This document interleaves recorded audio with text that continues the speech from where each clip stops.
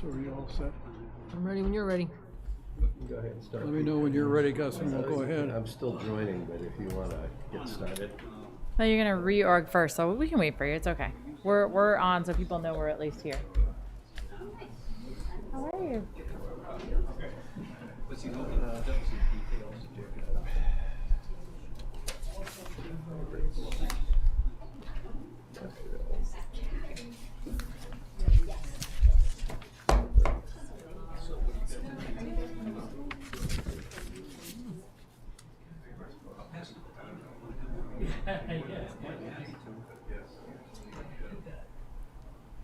We could start off with a brief explanation of the changes. I'll kick off the rules.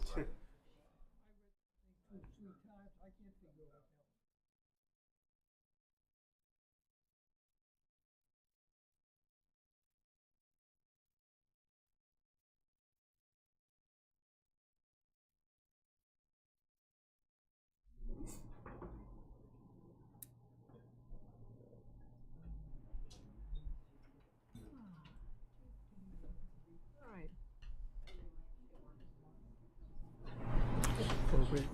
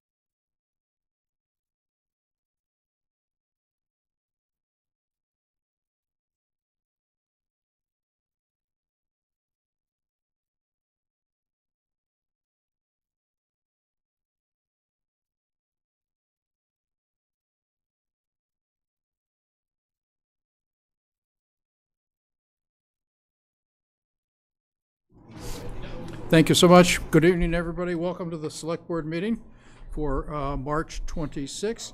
We remind everybody that we video record everything, so you're aware of that, and we start with a moment of appreciation for our troops. Thank you. And we had an election yesterday. Thank you, everybody that voted. We appreciate your doing that, especially me, because I was running. So thank you all. And the first thing we're going to do is reorganize our select board.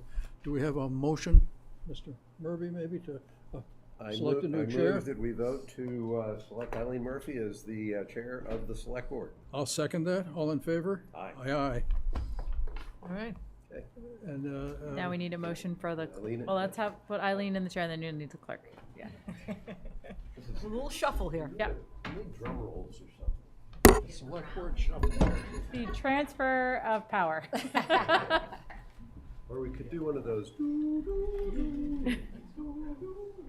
Well, I get the easy shuffle. You got the easy one. I just yeah. go left. This is right. Over here. Nice to see you guys. After coming here. What was that?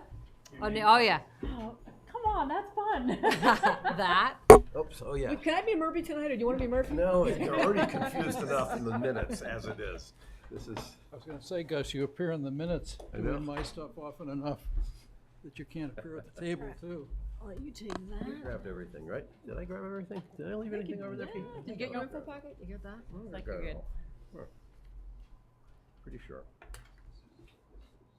Ooh, yeah, I got my own plug over here. I don't need extension cords.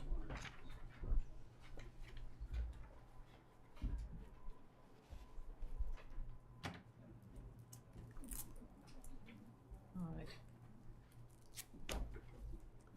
I checked the videos from last year, and this went a lot faster than last year's did. You know what? I'm not gonna lie. I watched that too. Because there's an over/under with how many mistakes I'm gonna make here in the Right, next hour and a half. Well, your next step is to move that I become the clerk. Okay. All right. Can we ready to move to the next? Can I get a motion to? He's the motion man. You're the motion man? Oh, I can't, can I move to Can make he move myself? to make- I'll move to designate Mr. Murby as the clerk of the board. Second, all in favor? Aye. Aye. Okay. All right. And then do I motion that you become, No, you just did. oh, excuse me, then you're default to No, third. he's Default just- to the yeah. third member. All right. Yeah, you don't have to worry about the third guy. It's the first time we've had a rookie chair in a while. You guys got some seasoned veterans up here. So, all right, so I'm blown away how quick 2 years went by like that. I remember sitting there 2 years ago thinking, can I really do this? And I'm honored to be chair. I look forward to the next year. And something I do want to open the meeting with is my intent to make sure over the next year that I connect with the neighbors. And I had somebody reach out to me about 2 weeks ago and asked me to do something, and I loved the idea. And the neighbor in Charlesdale asked me if I'd walk the neighborhood, meet with some neighbors, and talk about kind of some of the things that are going on in the town, things that they like, things that they like to share. And I thought, sometimes when you're close to your home, you're close to your neighbors, you feel a little less on guard, right? So you can put your guard down, talk freely. So I'm going to put that out there. I know I'm meeting with a neighbor in the Charlesdale neighborhood, I believe in 2 weeks. I'm going to put that out, and I'm going to put the invite. You can reach out to me directly and say, hey, I'd love to have a neighborhood gathering, and where we can talk with you, Eileen. We can ask you questions. There's a lot going on between now and May 6th, which is our annual town meeting. So I can't stress enough. The one thing I'm never going to do is give you an answer with knowing I don't have the right facts. I might, and Christine knows this. I will typically copy her on a response and say, if this isn't right, I know Christine will correct me, and I'm 100% okay with that, because we want to move forward with the facts. I want to remove any doubt that you're not getting the straight facts from the select board, from our town administrating office, et cetera. So with that, I'm excited for the next year, and we'll kick things off. So get things going.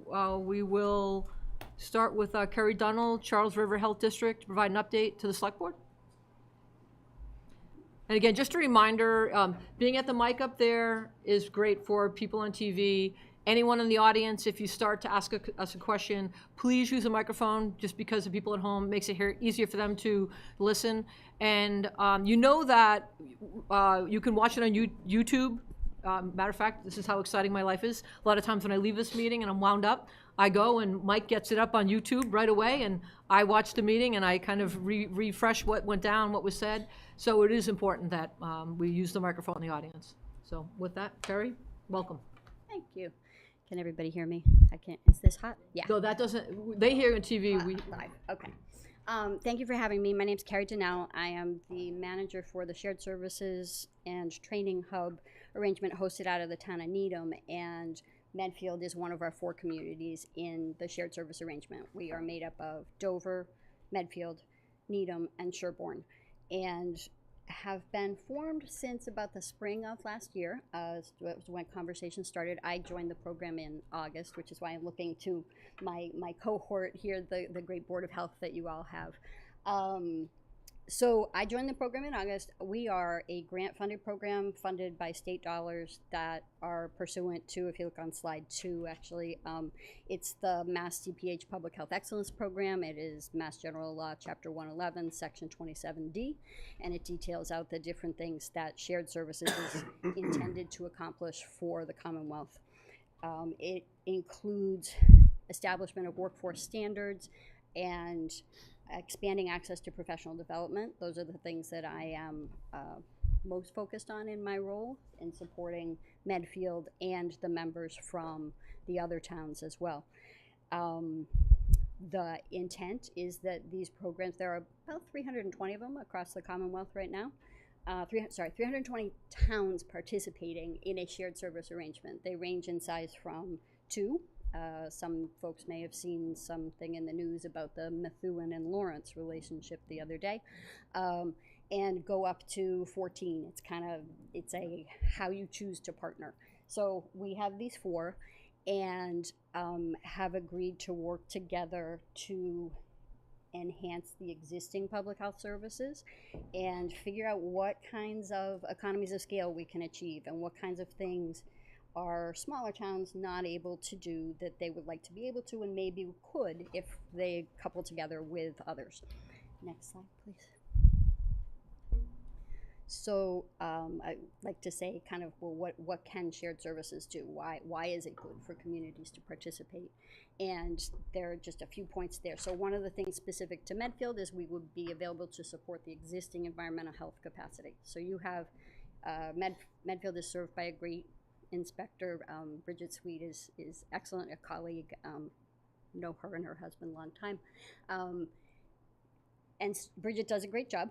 And at the same time, if there ever were an emergency, say if there was a power outage and many establishments needed to be inspected quickly, we could come in and support and work with Bridget to ensure that Medfield got taken care of in a timely fashion. We have staff inspectors that we could bring in, and we could actually, even through mutual aid, through the public safety mutual aid agreement, we could have other community staff come in and support the town. So that's one thing. I think you also have a public health nursing capacity, and we're able to support that.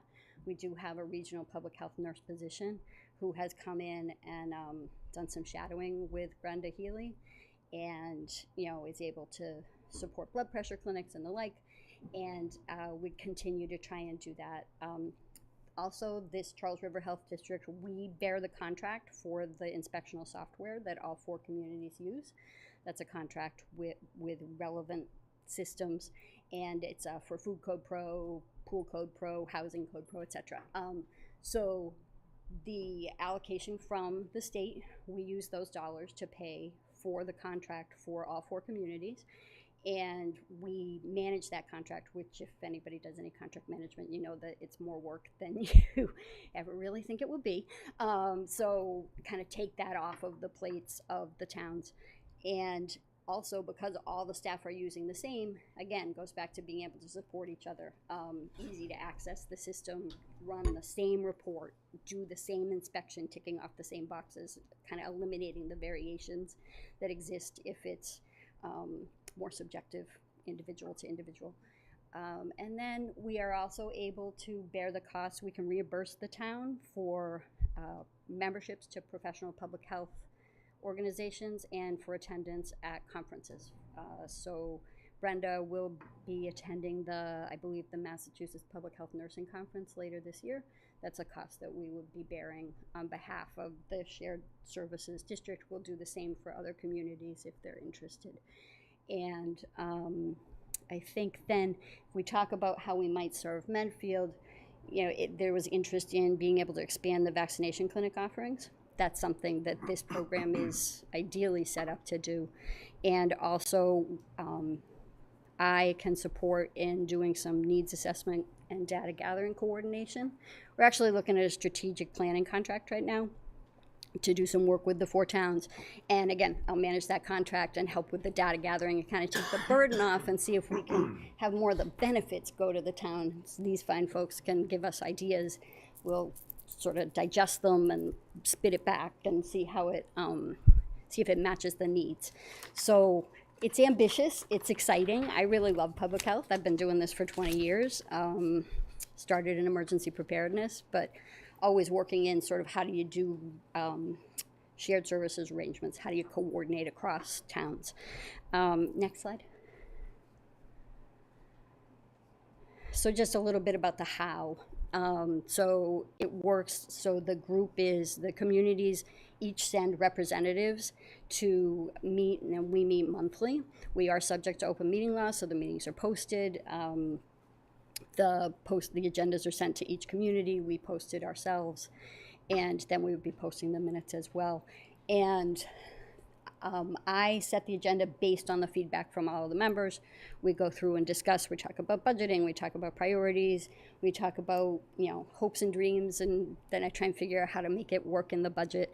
There are 2 sources that guide us. There's that feedback from the members, and then there's also a capacity assessment that the Department of Public Health has started conducting, and it gives us some good data markers of what's the level of performance and therefore what are priorities.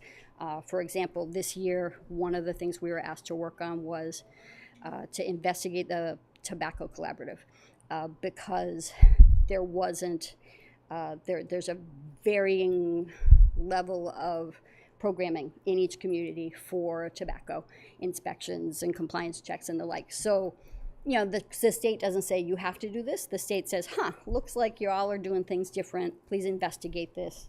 So we've had procedures reviewed. We're going to talk about it next month, and then the members will discuss, do we think there's anything that is worth a collaboration? Do we think there's anything that folks want to, you know, change in their own town? And I think that's one of the things I really hope we can foster in the coming meetings is, you know, it's not always going to be shared activities. It's also going to be an opportunity for just hearing from each other on what are the best practices and doing a little problem solving, figuring out, oh, we didn't know that you could use this form this way, that kind of thing, which is incredibly valuable. So big benefit for that. And then I'll just say there are a couple of rules about how activities and expenditures are defined. They have to advance the ability to meet the Massachusetts Public Health Performance Standards. They have to be to the benefit of all communities. So, you know, it's protecting from one community sort of running the table and getting all the benefit. They have to be agreed to by all communities, and I have actually it's a 12-page document of what the rules, the grant requirements are for allowable costs. So, you know, we have some good guardrails, and we work there. And then, you know, as it says, professional staff do the implementation for the advisory board decisions. Next slide. And this is just a schematic that I think is helpful because there are so many moving parts to this. Lot of words, and sometimes a picture helps make things a little clearer. So the green bubble is the dollars, and it's the sources of the dollars in the budget. The orange bubble is the advisory board. You can see the 4 towns, which are the members. They dip into the advisory board. Needham, as the host community, receives the funds, but then the advisory board makes those decisions. To the left is a list of the staff, and you'll see that there are percentages for staffing. We also host a field training hub, and in an effort to make sure that we have maximum dollars going to the benefit of the communities, we, you know, are very careful about not having too much staff cost hit the budget. It can be supported by the training hub. So I'm required to be 50-50 funded. I have to be at least 50%, just like any other shared services manager. And then I have an assistant manager who focuses on training, and we have an admin who's invaluable. We have the regional public health nurse, and we have a regional inspector position that's currently empty. And then you can see the box on the bottom right, which is the peach and the gray. So that's what I call the work, right? The peach are the deliverables that we were assigned, or that were it's a collaboration. There's some assignment and there's some of our own development. Those are deliverables we're working on for this year. The gray is the ongoing work that goes into administering this organization. And I use that to hold us accountable, staff accountable to ourselves, and accountable to the advisory board. So, and the last slides are contact information for me and Sam. We're always available.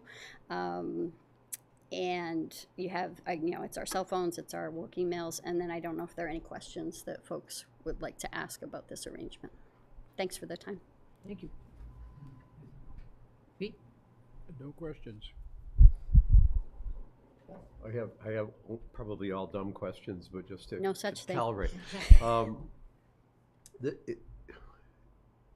This is supported by the state's Department of Public Health? I'm just trying to understand how it works. So the state is providing the funding. Correct. Attempting to promote guidelines and standards and overall performance.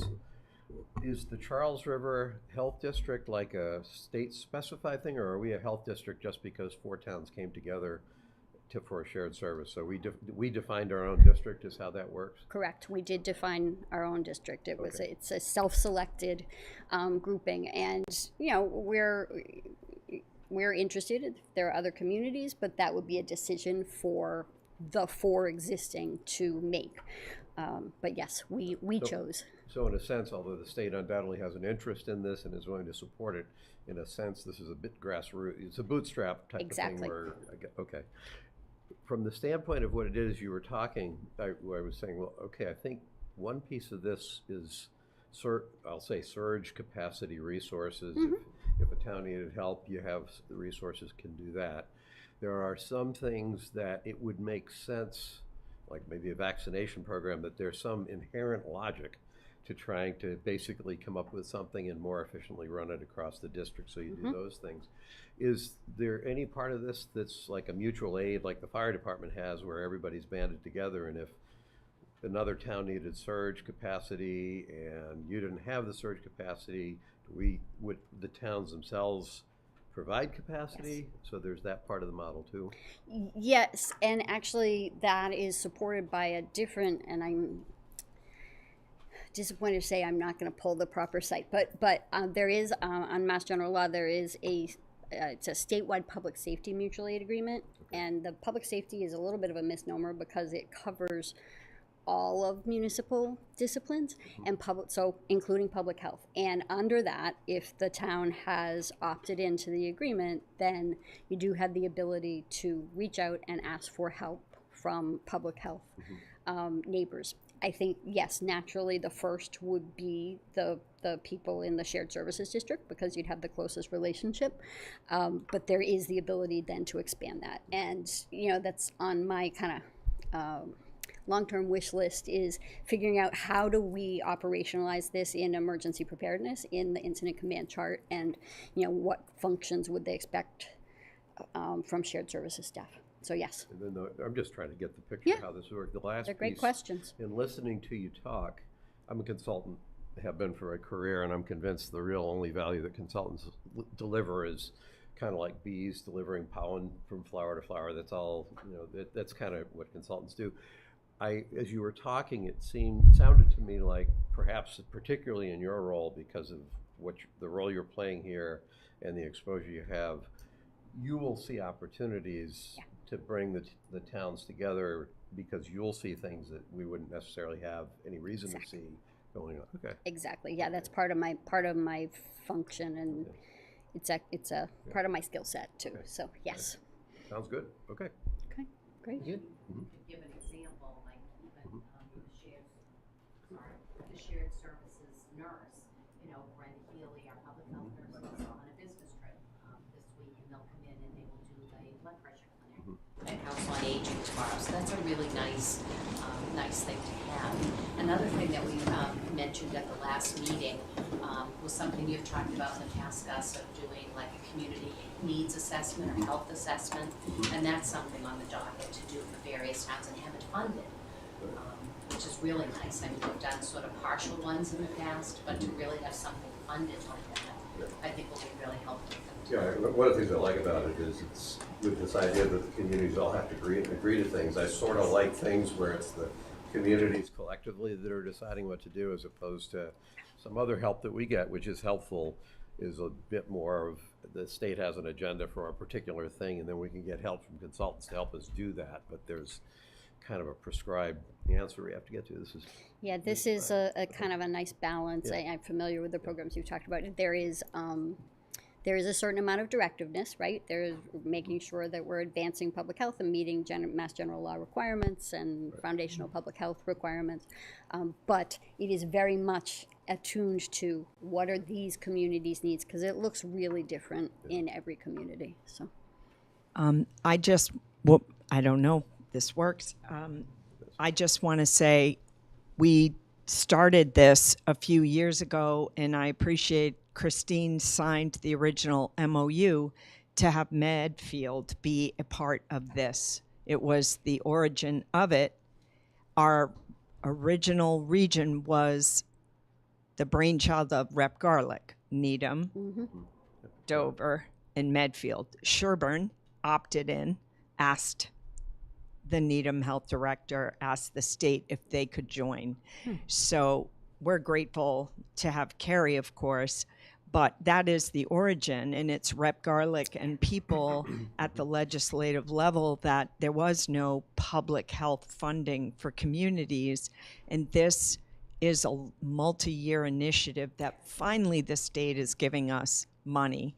And I'm grateful because we know, living here 34 years, Medfield doesn't have the capacity to add FTEs and staff, and this was an opportunity Christine signed us on to, and now it is being come to fruition. So as a resident, I'm grateful because there's needs and capacity that this will fill.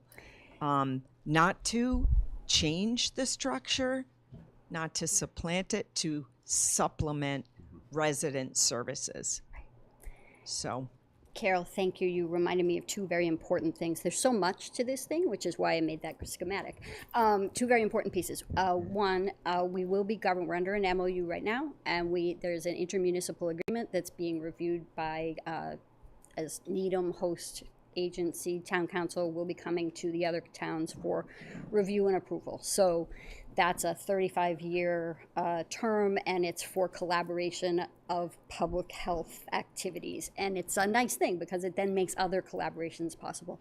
And the other piece, and this really exciting, is we just got word that instead of being on a year-to-year contract, we actually, our next our contract renewal starting in July will be a 3-year contract. And having worked in public health and under year-to-year contracts for years, the luxury of being able to plan a 3-year budget, subject to appropriation still, but more commitment to it is really it's a great sign of the belief in the program and the support of the program, and it's really going to be good for all of us. So I just have a question, and Kathy, you might be able to answer this one, because we're both on Medfield Cares About Prevention. Does this intertwine with our grant to show, no? Bummer, okay. And then I love what you were saying about help me help you, so the towns can learn from one another. Instead of wasting time, money, and energy, you can have those working sessions that are like, what are your goals for next year? Here, we did that, some of that last year, and really, it ensures we're getting a bang for the buck. So that's the goal. And they can supplement other grants too, for, that we have a $5,000 grant to do like Stop the Bleed program, to have sort of kits in every single classroom, so that, if you have a shooter come into a school, every classroom can be locked down and people are trained and know what to do. So that's very slow learner. But that's another thing that because for other areas in the town that this grant could also supplement that and have those kits and trainings in different areas in the town as needed. So it's nice how it sort of works together. right. Thank you very much. Thank you, and congratulations on your ascension to the chair. Thank you. All right, I see that we have our dog control bylaw committee that has entered the room.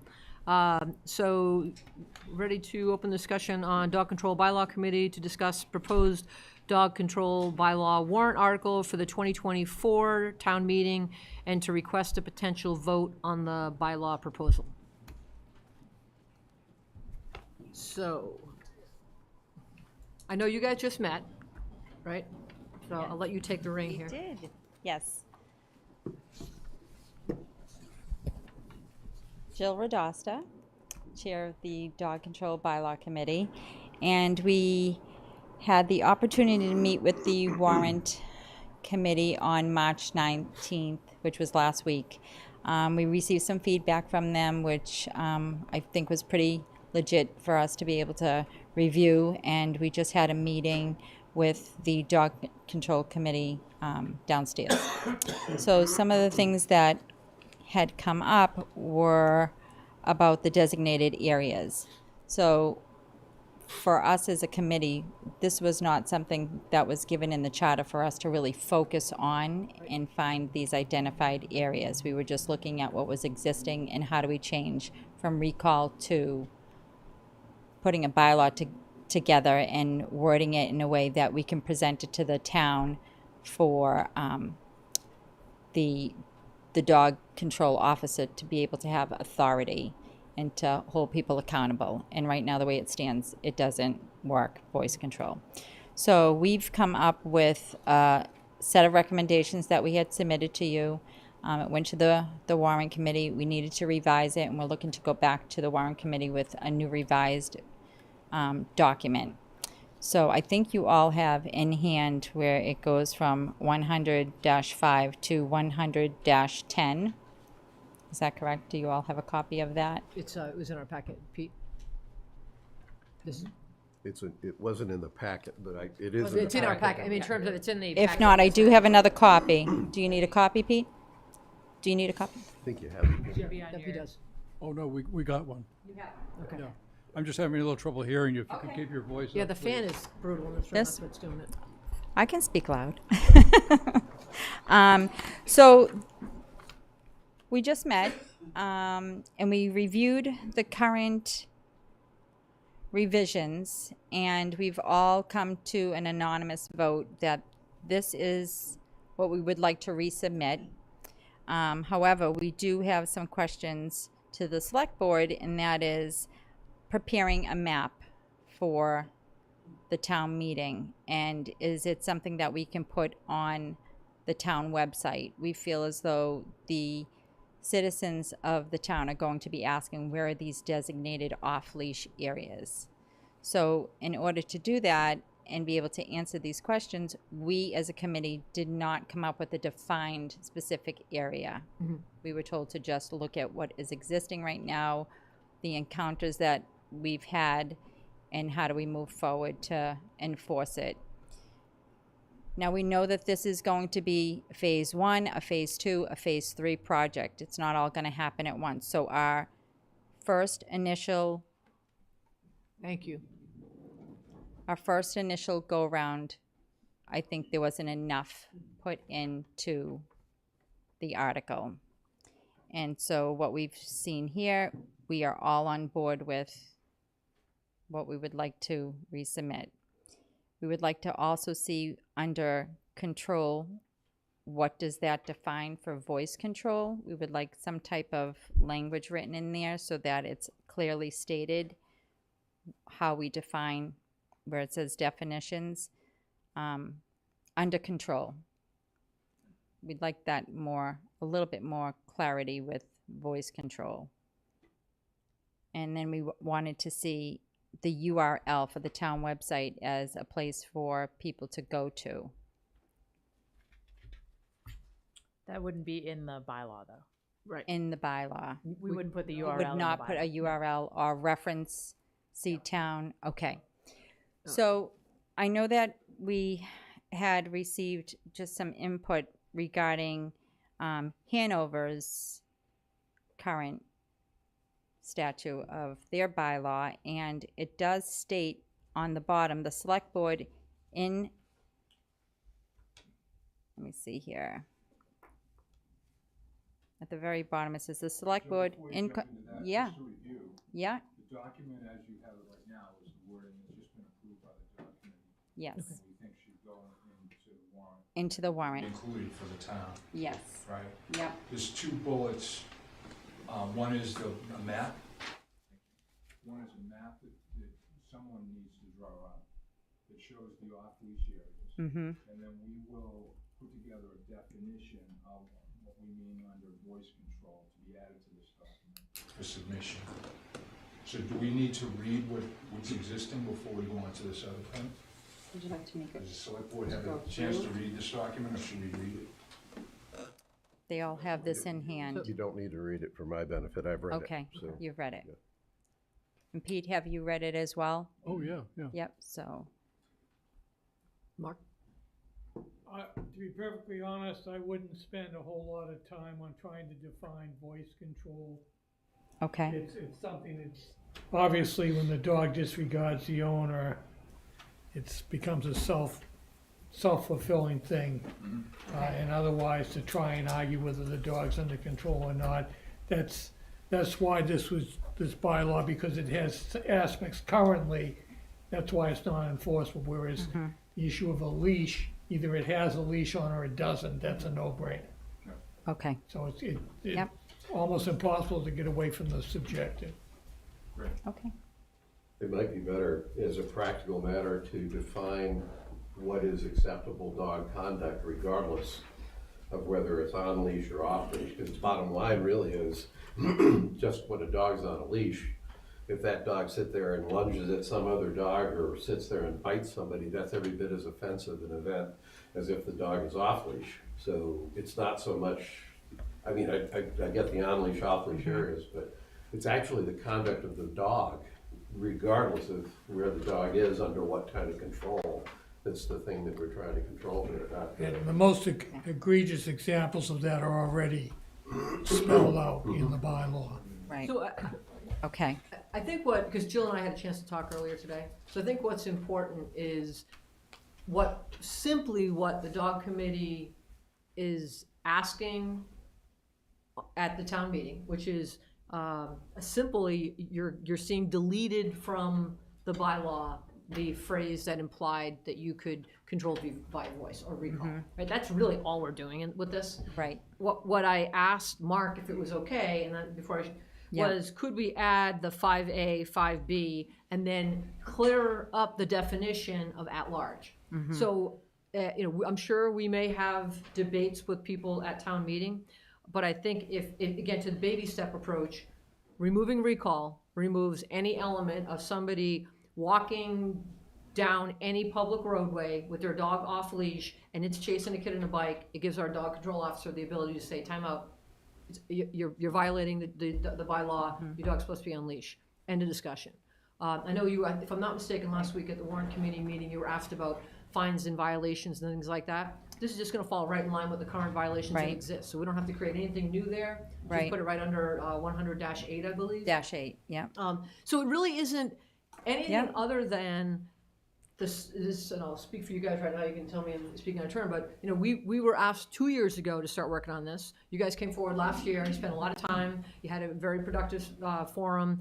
So now coming to annual town meeting 2024, we're presenting a recommendation to the community to put a little bit more teeth into our current dog control bylaw. Right?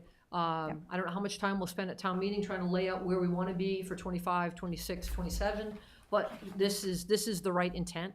And anyone can argue, well, we may issue a fine and nothing's going to come of it. I don't really care about that anymore at this point. Like, what we're saying is you're doing something wrong. And there may be a time where the state goes, you know what? Look at all of these fines on the books. Let's go after it. And if somebody chooses not to pay that, there's going to be a stiffer fine than 25, 50, or 100 when it was issued the day it was issued. So I applaud what you guys have done. I think this, again, speak for myself here, I think you did what we asked you to do. You went and verified what some of the residents were concerned with. We're bringing, I think, a well-thought-out edit to the control bylaw. And I'm sure there'll be healthy discussions at town meeting, but Okay. I think we're good. So do we need to go forward with a map or? I think it's a comment, a question, and a caution. Before, I only saw the first part that was the marked up tube things, and I reacted to it. A really important issue in getting public support for this, given this is saying that if you're not in an off-leash area, you have to be on a leash. The logical question people are going to have is, so what are the off-leash areas? So I'm struggling a little bit with just having people approve a bylaw change that introduces a concept that's undefined, and more importantly, I'm not sure we are clear who is it that has the authority to designate those. So I'm assuming it's with us, but if we have not already designated those off-leash areas, and I actually think that will have to be a public discussion, because I would hesitate to be the unilateral body of three who's decided, because there are a lot of interests in a lot of directions. So that process, if that's the answer to the question, it'll be off leash, and it'll be up to the select board to figure out which areas will be off leash. And perhaps I don't know whether we're prepared to say this, but I certainly would be, and the process of deciding that will be a public process where we take the interests and viewpoints of, it's clearly roads are not going to be off leash, so that's a clear thing. But when we start getting into the non-road places, what is and isn't off leash, it gets a little trickier. And you know, Agreed. because even the North Meadow, you've Yep. had dogs in your backyard. And so there's a lot of considerations for what should be off leash, what should be on leash, and I know there's a lot of people that have an interest. So that was the one big issue I have around trying to move ahead to get approval, and my concern is, will you not get approval? We have to have a very clear explanation of what that's gonna be in order to not have people's worry that the town will take something away from them that they don't wanna lose, be the cause for them not to vote to change the bylaw. We actually had a lot of discussion, in the board. Microphone, please. Home area. Yeah, sorry. Thank Hello, you. can you hear me? This on? That goes to Medfield TV, so it's not an Sorry, we actually had a lot of discussion around off-leash areas as part of our meetings. And I think we kind of identified unofficially 3. And they're really areas that are kind of off-leash now anyway. One would be in the back of the hospital. Which is the North Field. The other one would be across the street from the hospital, which is kind of the sledding field. And the third, I think, would be Wheelock. So that's kind of the starting point. I think, to Neil's point, though, I think we need a little guidance, or someone needs a little guidance relative to what that actually means. Because there's a lot of land, so is it the entire land, is it just pieces of the land, exactly what that means, so. So I think in my conversation with Jill, 2 things jump out to me right now that are already defined, which is the rail trail is required to be on leash today, and the quad at the state hospital is required to be on leash today, right? To me, that's actually more of a concern because we state it and we haven't had the ability to actually enforce it because of the recall. So to me, that's a giant step forward for 2 areas that we know a lot of people want to use, and dogs have been somewhat of a nuisance.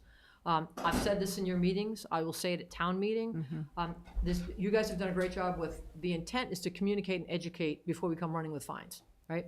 And I like what you just said, Gus, about, we're gonna sort out what areas should be, but if a dog is in your backyard, that's a violation of this bylaw, because that owner can no longer stand in the middle of your street and call for the dog to get off the lawn, because it never should be on the lawn. You didn't give it the approval to be there, the authority to be there. And then the idea that if and I'll say this today, I walk my dog at Medfield High School. I usually have him on leash until we get somewhere in the parking lot, then I let him off leash. If you've ever seen me walking my dog, he follows right with me, doesn't go that far. I equivocate that to somebody going down South Street on a 30-mile-per-hour and they're maybe doing 33. If my dog off leash in the parking lot was on the other side of the high school chasing a kid on a bike, that's like somebody doing 45 and a 30, and they're gonna get pulled over and get a ticket, right? And I think that, again, that's just Eileen Murphy's 2 cents on how you're gonna have to weigh this. We're not looking to have the dog officer immediately give a ticket the moment they see a dog off leash anywhere in town. But it's when you start applying logic like they apply giving speeding tickets and other violations, that's where it comes into play. I mean, you guys can disagree with that, right? I will caution you, Eileen. I think if we have off-leash areas and on-leash areas, I have a very hard time thinking any part of the high school is going to be an off-leash area. And the trick is, similar to the parking lot, let's say, up at the state hospital, where in the parking lot, I mean, dogs have been killed. There's not even the people or anything. Dogs have been killed in the parking lot because they're off-leash, and then they go run across, somebody runs them over. So it's not enforced, and so it's a pretty sloppy enforcement there. And I'm just saying, it's not to argue with you, but just at the point this all goes in place, I don't think you're gonna be able to do that in the Medfield High School parking lot, even though I totally understand what you're saying, that my dog only follows right along with me. But as soon as some people have dogs off a leash, and you've lost, if the distinction is off-leash areas and on-leash areas that really don't have anybody else, and I totally sympathize with this, but on-leash areas that don't have anybody around to catch you or to cause any problems, there's no hidden exception to a rule like this that says, well, it's an on-leash area unless you're really sure it's not going to be a problem, because everybody has a different standard. I say that simply as a comment on the ultimate implications, I think, of this bylaw. To be clear, that's probably how that will work. But having read I had the big thick binder on my kitchen table the last few days, and I was looking through some of our bylaws, and I kind of chuckled. There's a lot of them we don't even enforce to begin with, right? And so here we have this, now we're starting to make changes. we're doing it for the flagrant ones, where the dog is running, chasing, I mean, and that's where we're trying to, finally giving our dog control officer the ability to stop that. But if you look at the campus, Eileen, the part that nobody argues that all the dogs should be on leash.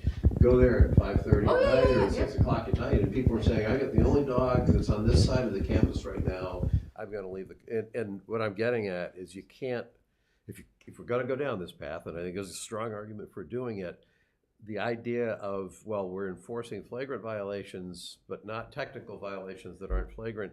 Everybody has their own definition of where flagrancy starts. I'm not even trying to argue with you about it. I'm just saying the implication of this is going to be a tighter control around that. That does lead me to something, and this is just simply an observation, not a criticism, not something you need to do right now. I think ultimately, and I'm totally bought into baby steps, so it's not a criticism of where we're at right now.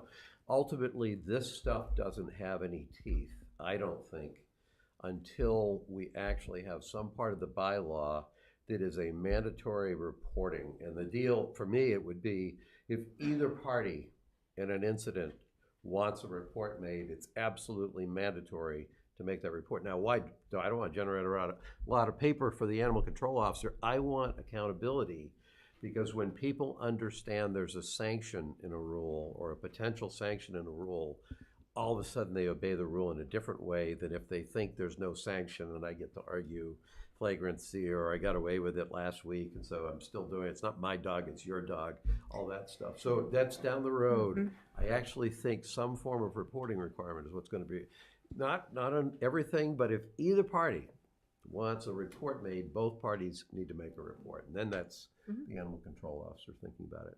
Well, that's also up to that person that has encountered that situation. Well, but without so if I was up at the state hospital and there was an incident, if I decide I don't want to report it and the other person does, I mean, you're leaving it up to that individual to say, I'm going to go call, the police to come up and report this. The difference would be if you had to do it. If one wants it, both have to do it.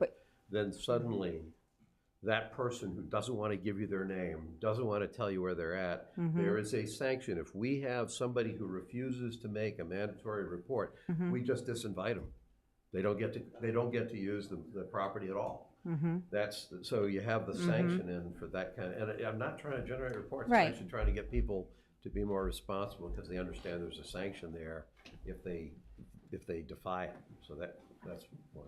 Can I ask one more question and then Bill? Absolutely. My only question had to do with 5A, which is a maximum number of dogs per keeper / walker is 5.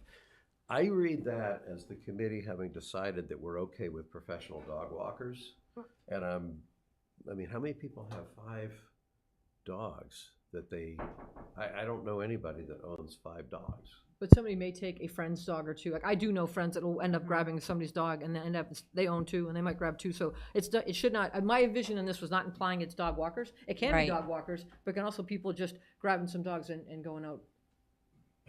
Well, okay, so it's a question, not arguing with you. I viewed that as basically that's keeping a door open for professional dog walkers.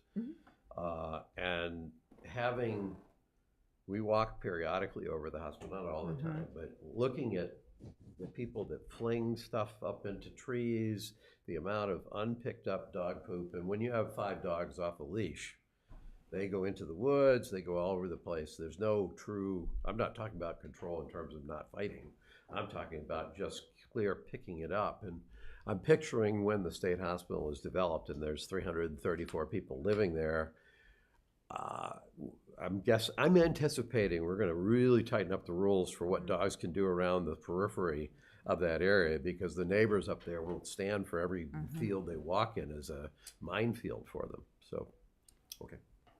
I think this just helps to set some type of limitation. I just videotaped a gentleman getting out of his truck from Rhode Island, and 15 dogs came out of this little clown truck.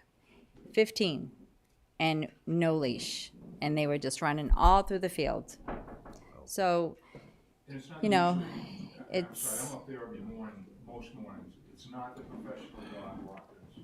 It's the one-offs from people that come from elsewhere. And you see people from Rhode Island, you see people from all the surrounding towns.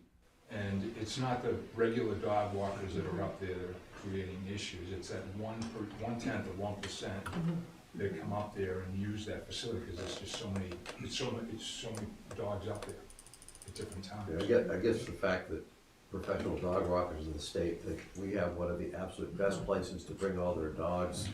I don't know that that was our intent for the state hospital property. Nope. Bone Sorrow, 36 Evergreen Way, so I'm one of the people about the property. I'm in favor of some kind of restrictions. I'm not sure this is the perfect one or anything else. I think it's a start. I've always said to people who've asked me about this, the voice control, I can tell you what the voices that I hear are. Again, it's mostly, no, Fido, come, come, and then frustration, what have you, from the person that's up there. So unless somebody has a trained sheepdog somewhere and they can whistle and the dog goes left and whistle and it goes right, once the dog gets into the field back there with the animals that are there, the coyote spoor, the dog spoor, all the rest of the stuff that's there, I wouldn't put a nickel for what voice control is worth in that field back there. That being said, I think this is fine. I want to just throw a couple of things out there for the next steps. Picking the high school or athletic field or whatever as a place for off-leash, what have you, you better have some restrictions that talk about picking up the stuff, because we've had problems up there with the hospital with the people that we pay to cut the grass. Now, they're not routinely cutting the back field, but in the front, on the green, where they cut that and everything else, we've had the people complain that they didn't sign up to cut the grass to pick up shredded dog stuff, because that's what happens. The bags are left there, plastic bags get shredded, it gets spread all over the place. If you want that in you're already seeing that, I'm told, at Wheelock now. So you better think about what kind of restrictions you're going to put. It's already in the bylaw. I mean, in theory, it's already there. But listen, you can have all the bylaws you want. If you're not enforcing them, then you might as well not even bother to have the bylaw. So you need to have some period of enforcement where people get the message that you can't do this. Even if it's a week, you spend a week there giving some citations out or whatever, you have to have the ability to make those citations. You have to have some meat put into why you need to be enforced. Well, So- that's why this bylaw. Well, again, I'm just saying, I mean, you need to think about, there are other bylaws that need to be enforced that go along with the dog bylaw, other than just the leash or the. So, Bill, in the spirit of what I know this team, especially with Frank going over to Newton, there is the 2, 3, 4 year plan here. I right? understand, but So that's where I'm just making, so people who are listening here don't necessarily know some of the things that are going to be covered in your existing plan. I just want to make one thing clear, that we can't designate any of the school property as off-leash or on-leash. That would Right. come under the control of the school committee. Well, So that I was just the other want to thing I make sure needed- for any of the school committee members watching it, we are not trying to. Well, and that was something Right. you said to me today. Like Yeah. just because it looks like it's town land doesn't mean it's under the select board control. That you've got park and rec land, you've got school land. So those are things that again we can educate on our website, and that's what we'll try to do. Yep. But it's baby steps, and I think the baby steps that you guys have presented are very helpful. One last comment. And then Frank's gonna. I had mentioned before about thinking what happens after the property's developed, the other abutters, other than neighbors or whatever. You also have to remember that DCR is an abutter. And as far as I know, DCR still has a requirement that says the limit is 3 dogs on leash. So, I mean, I'm not, just something to keep in mind. Okay. Right? And again, I thank the committee for the work that they're doing. Thank you. And I agree with the let's start small and let's just go forward and do what we need to do. Right? Great. Thank you. Can Thank you you. give the mic to Frank, please? Okay. I just wanted to comment to Gus relative to professional dog walkers. So I think you'd be naive to think that there, in the course of a day, there's not 15, 20, 25, 30 professional dog walkers up there who have an excess of 5 to 10 dogs each. So, I mean, there are a lot of dog walkers, and the majority of the dog walkers are not Medfield residents. I happen to be kind of a retired business dog walker with my wife. So, and we pick up the poop. So. Yeah, I looked at the property And I do look at how many poops I can find on the property that bagged or unbagged, up in trees or on the ground. And I'm asking, this is a fundamental question of, I don't have anything against dog walkers. I agree, the dog walkers that I've seen, especially when they have their dogs off the leash, they are particularly careful to be very courteous. And when they see you walking the other way, they try hard not to turn off the people in town. I'm asking a more fundamental question, that we bought this property, we're putting in a major housing development there. The property that we are keeping open, that we could have made money on, we're keeping open for the recreation of the town. I don't remember ever having a conversation here in town about a bunch of people saying, and besides that, we really want to have this be a resource for use by a broad group of dog walkers. You know, if it was 3 dog walkers or 12 professional dog walkers in Medfield that did things either formally as part of a business or just how they were making money, I would have a more sympathetic view toward them.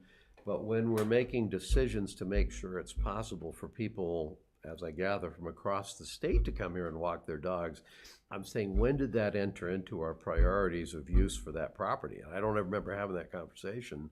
We just suddenly seem to be acknowledging it, and it's like, or potentially, I won't say we are, I'll say potentially we're accommodating it. And I'm asking the question, is that actually how the town wants to use that property in terms of its priorities? That's certainly not how I want to use the property. I wouldn't think so. I pay taxes. So. Right, so in the long run, this is not this, Yeah. I'm on board. I got Yeah. the baby step thing. If Okay. Eileen says she likes it, on top of that, and you guys recommend it, Yeah. this is not an argument about whether I'm on board with this. It's an observation. I think it's a little bit to Bill's point. We probably won't get a lot of traction on it until there's a few more, studs in the tire to get us that traction. And I think some of these questions, like how far do we go to accommodate professional dog walkers, is not a question that if they're evil people and they have bad dogs. It's that we bought a piece of property. We're trying to turn it into an attractive piece of property. I don't think that's necessarily it's not one of my top priorities for what I would want to do with that property, to manage it in a way that would maximize the value to the town, whether they're dog owners or not. So that's more of a caution looking down the road. Okay. Yeah, I just wanted to put this in the broader context for basically those who are listening, and that is that we're dealing with the issue of leash versus non-leash, control versus non-control. However, we already, both by state statute and supplemental local bylaw, have very strong regulations in place. If a dog injures another animal or a person, that's a completely separate thing, and that is treated completely differently. So it doesn't matter if a dog's on a leash, he's not on a leash, bites another dog, bites a person, whatever, that is handled to both state statute and local enforcement, which is the animal control officer with an appeal to you folks. Okay. You good? I've got a bunch of comments. First of all, I've always been in favor of more controls than my colleagues here on the Board of Selectmen. I would start with a town-wide leash law and require it everywhere. I think I agree with Gus's comments that my goal is not to make the Medfield State Hospital area surrounding it into a big dog park for professional dog walkers from Rhode Island. I'm a little shocked that people are coming with 15 dogs from Rhode Island to Medfield, because we're apparently very attractive to that, because it creates problems. I mean, there is a dog poop problem up at the Medfield State Hospital, as Bill talked about. It's not all picked up, so it's just a problem. It's a nice place to walk dogs. If there wasn't dog poop left behind, then maybe it wouldn't be such a problem for the town, but it is a problem for the town. In terms of your work, I'm very appreciative of your work, so thank you all very much for what you're doing. I did have a couple suggestions. One was, as an attorney, I think in terms of how to make it enforceable and precise so that people can't wiggle out of compliance. And I was concerned where it said, no dog shall be permitted on any public place or street. And I wondered, in my suggestions, but I'll just give you my copy. Okay. I was gonna suggest that that maybe you might wanna consider crossing that language out.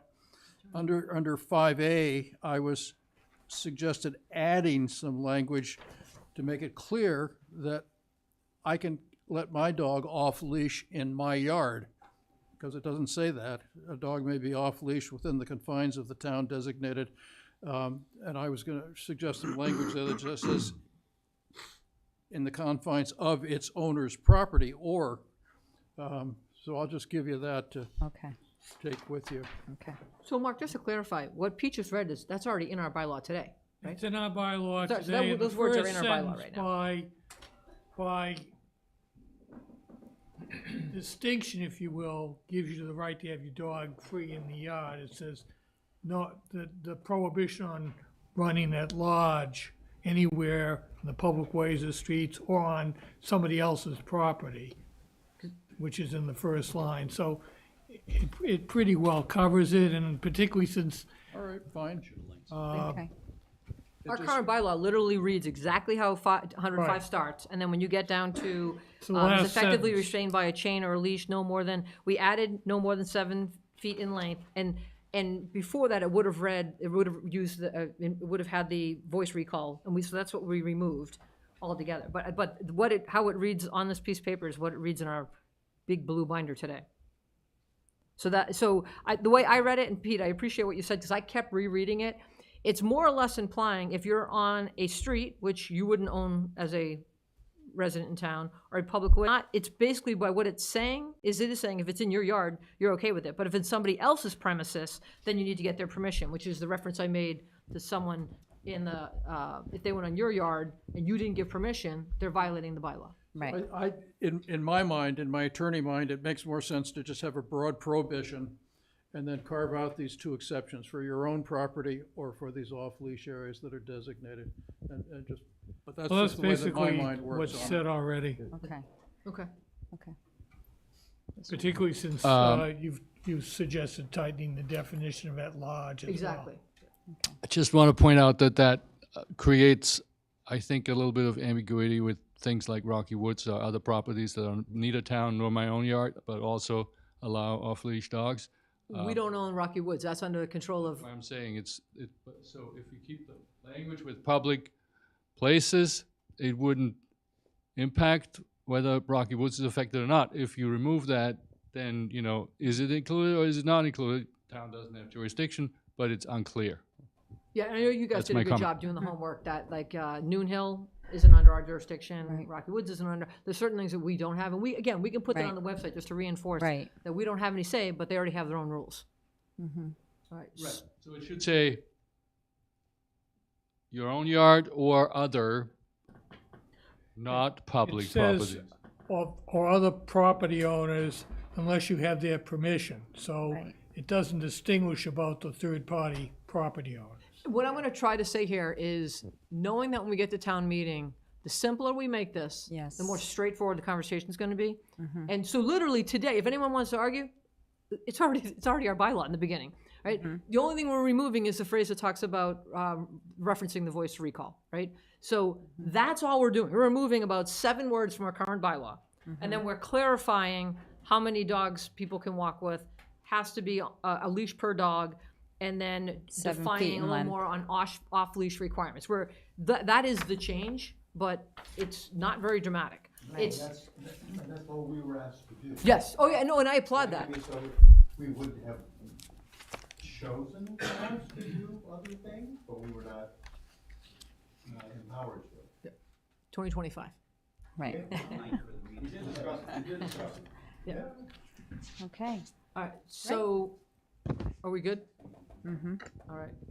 As a matter, as presently written, the warrant article just focuses on the last sentence, so there's not even any confusion that that's new language up above it, because it Right. just talks about the last sentence. All right, so as a board, are we going to take a vote to approve what we have here? Are you Gus and Pete, are you looking to have any specific edits, or are you okay with what we have right here? Well, Because the only thing I want to keep a I'm trying to caution. understand what Mark just said. So what is the article right now? As it's Where is it? drafted now, What's the number? No, that's, well, Eileen has submitted alternate language to what is in. Right. currently in the Okay, so warrant it report. wouldn't be appropriate for us to vote on approving an article we haven't seen the That's actual what she wording gave for? to you today. Yeah, That's this, what's at your sheet. What- You have That was the addition to prior, that Article was two, the that's prior good. language. I just want to get to the right. do you have that somewhere? among- No, yeah, no, I have that right there. Okay. What I'm,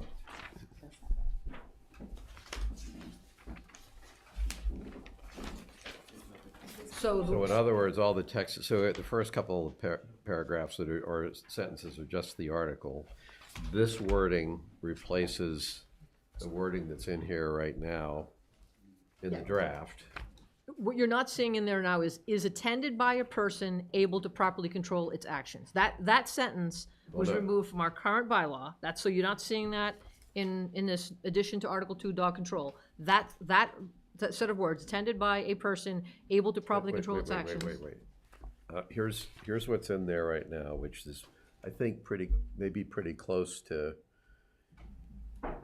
it's actually, the amendment is the stuff in red that's on that one. So, And then this is the one we just spent 20 minutes discussing. What are we saying is so going in this- the article? Yes, That. yes. So, although when we write it, I think we will show people what we are deleting and what we are adding, so it's That's easy fine. to right, understand. you gotta do that, okay. particularly with that first sentence, first paragraph where most of it is. So people aren't saying- debating what already exists today. All we're Exactly. doing is Right. moving And If we're that's- not if that's the changing. case- So this is the wording. Mm-hmm. The only question I have, and I won't fall on my sword on this, I'm just asking the question for clarity. Mm-hmm. I asked the question about the 5 dogs because it seemed to me that was setting up for dog walkers. You all have looked at this and you've said, nope, 5 is the number we want because we can envision somebody being a friend to somebody else and they, See feedback at the public forum that led to that number. okay, Mm-hmm. that's all I need to know on that. Then the only other observation I'll make, which has got nothing to do, I'm okay with the article. Okay. The only observation I'll make is that I can only assume there will be a big question around what's the off-leash areas. That shouldn't be in the article, but in the town meeting, there has to be some coherent response to that obvious question that I think will get asked. So I think I would recommend that you have a discussion about, approve the language going forward for the article, but prior to us putting the warrant report together, within the narrative, I think you have to give people the parameters of at least 2 or 3 areas that you're already talking about being off leash, because that was the first question at the warrant committee. And I Yes. assume will be the first question at town meeting. Okay. And I think, Frank, you were spot on. There's 3 areas in town. If you were to take a show of hands of where people walk their dog, it's the backfield of Wheelock, it's the backfield of State Hospital, and it's across the street from the State Hospital. Right. I would also say that's probably where the dog walkers, the professional dog walkers in Open Town also walk their dogs. So in your public, Bad otherwise. I mean, the fact of the matter is, Need a microphone. I don't have a microphone.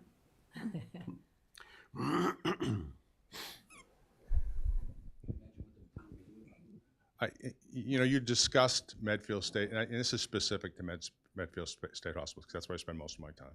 So you talked about it being a dog park. Well, the fact of the matter is, it is a dog park right now.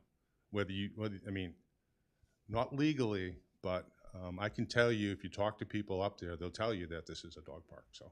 well, but help And me I only understand what say- that means. I only- What do well, I do with that observation? I only say that from the perspective of, we want to get to the point where it's not a dog park, but the fact of the matter is, it is a dog park now. So we're not going to change things just because we want to change things. You're not going to change things just because we're changing the bylaw. Unless there's some enforcement relative to, well, some teeth, like you talked about, relative to the bylaw, in a year, it's still going to be a dog park. So I don't acknowledge that the state hospital is a dog park. That's I fine. acknowledge it's a recreation area that allows people with dogs to use it. But one of the reason this is such a distinct point for me is when we first tried to enforce the leashes inside the campus, the reason I have a dog. I like to go out there. I like to let my dog off leash. She's very well behaved. She doesn't get in fights. I haven't had any bad altercations. But there was a puppy one morning that was in the campus area, friendly, happy puppy. And there's, I think, 4 ladies that routinely, in their 70s, routinely would walk the campus in the morning. And the friendly, happy puppy came up behind one of them and jumped up on her. She didn't see it coming, knocked her to the ground. And then I started talking with people who don't have dogs that say, I used to walk up there. I don't do it anymore. So if we're saying the reason I'm not prepared to say it's a dog park is because I'm not prepared to say it's more important for the town to have bought public property for dogs to have recreation than for the people in this town to have recreation. We can't figure out how to make this work. As much as I like going there with my dog, I want that out of there so that it's just for people and no dogs allowed. If it comes down to that. So I want to be real careful about what we say it really is up there. Because if it's really a dog park up there, because too many people aren't picking up the dog poop and too many people aren't controlling their dogs, then I don't think we just kind of say, well, I guess we can't do anything about that until we get enforcement. I think there is something we could do about that if that's what we need to do. I prefer not to, but that is a recreation area for all the residents of this town, first and foremost, because we bought it. And we kept a lot of it open because a lot of residents wanted it to be open for open space. And everybody, dog owners, non-dog owners, needs to understand that is the main reason that land is there. Just to be clear, I absolutely agree with you 100%. Okay. I'm just giving you my viewpoint relative to my experience out there on a daily basis. And there are way too many dogs out there that are running around. And at the end of the day, it's prohibiting people who don't have dogs, right, from enjoying the property. We're in agreement. So, I tend to agree with both of you that it has become basically a dog area. And I also think that there are a lot of people that we know from instances that we've been told that no longer go there because of the dogs. Right. And so that we as a town at the moment are making a decision to let it be more of a dog area than a people area to a great extent. I mean, well, it's people with dogs that like to go there, I think. But there are a lot of people in town that won't go there now. So I think that, long term that we should be looking at that and seeing whether that is what we really want. I think there are ways of controlling that. I think that we could have permit parking. I'm not sure that I would continue to let these professional dog walkers use it. Certainly if we're going to let them use it, I would charge them a lot of money. That's 25, 26, yep, that's right on that path. I was gonna say, if you all have a roadmap that y'all would like to be seeing happen in 25, 26, 27, 28, that would help the town of, the residents to know that when this is presented for their approval, that this is just a tightening of one thing in order to get to someplace else. Exactly. Again, I crawl, walk, run. Just one quick question. In the public sessions you had, because you said, well, there's really 3 off-leash areas in town that are under town control that could be, that kind of thing. I hadn't really thought about it this way, but if the public in general recognizes those 3 areas and isn't clamoring for, there's not somebody who says, oh no, but I go down over to this other place that I like to let my dog loose. If we actually, in your estimate, in talking with the public, if the public is expecting it's those 3 areas, and if we, in terms of us figuring out what, without necessarily making it formal yet, said, look, right now the intention is to kind of recognize those 3 areas, and as we're working to build up strengthen these bylaws, the intention when we talk off-leash today, this year, is those 3 off-leash areas that everybody recognizes, doesn't make any long-term commitment, doesn't do anything else. If there was no clamoring by anybody for other areas other than those 3 areas that maybe people use that, but not at a high level, then I would be okay with us just having that as the answer for the town meeting, is that these are the 3 areas that people are using. Our intention right now is to try to bring some order and cleanliness to the areas, and we're moving. This is baby steps. It's the first steps. It's not the last. And we'll be working to do that to see if we can make it a workable framework for both dog walkers and non-dog owners to enjoy these large recreational areas without, impacting other people. I'm okay with that. Yeah, I don't think that we should be saying it's a dog park or designated area, because we want to start to change that behavior. because social media right now, what we're seeing is there's a group that's out there that are saying, let's meet here, all the dogs at the backfield. So that behavior has already been instilled, and this is what they're. So one last question. Is doing. 5 too much? Do you think if we dropped it to 3, would that potentially start, or 5 is where we should be starting now and move to 3 potentially down the road? It's a tricky question. It is. I mean, and I'm looking at it from a somewhat parochial perspective, but we typically, my wife and I don't have more than 5 dogs each. Depends on the dogs. We have some dogs on leash, some dogs off leash. I mean, it goes back to enforcement. So we could say 5, but so it could be 3, it could be 4, it could be 5. There was a lot of feedback to the open meeting we had relative, because initially we didn't actually have a number. Right. There was a lot of feedback from the residents relative to putting some sort of a number on there. Okay. The other thing that came up is, and this is probably in step 2 and 3, but there was a lot of discussion around a actual dog park, a fenced-in area where you could go off leash. I'm not a proponent of that. I'm just telling you what the feedback from the community was. There was also a lot of pushback relative to Wheelock. There are a lot of folks that live in and around Wheelock that weren't real happy about Wheelock potentially being an off-leash area. So. I think I just think the to sum soccer up, people get concerned because the poop ends up on the soccer fields down there. Well, what's good about that though is that's controlled by that's not town-owned land, right? The big soccer field. It's town-owned land. The soccer field is owned by the school department, and it's leased to, they have an arrangement with the soccer field. But The it's the backfield is under the care, custody, and control of the Water and Sewer Board. Is the backside is over on the other side of the railroad tracks is managed by who? The Water and Sewer Board. Okay. That's where the wells are, and they have some concerns about that, but we can bring that up. Okay. There's something about dog poop not. we have submitted, we're looking for some approval so that we can resubmit this to the warrant committee.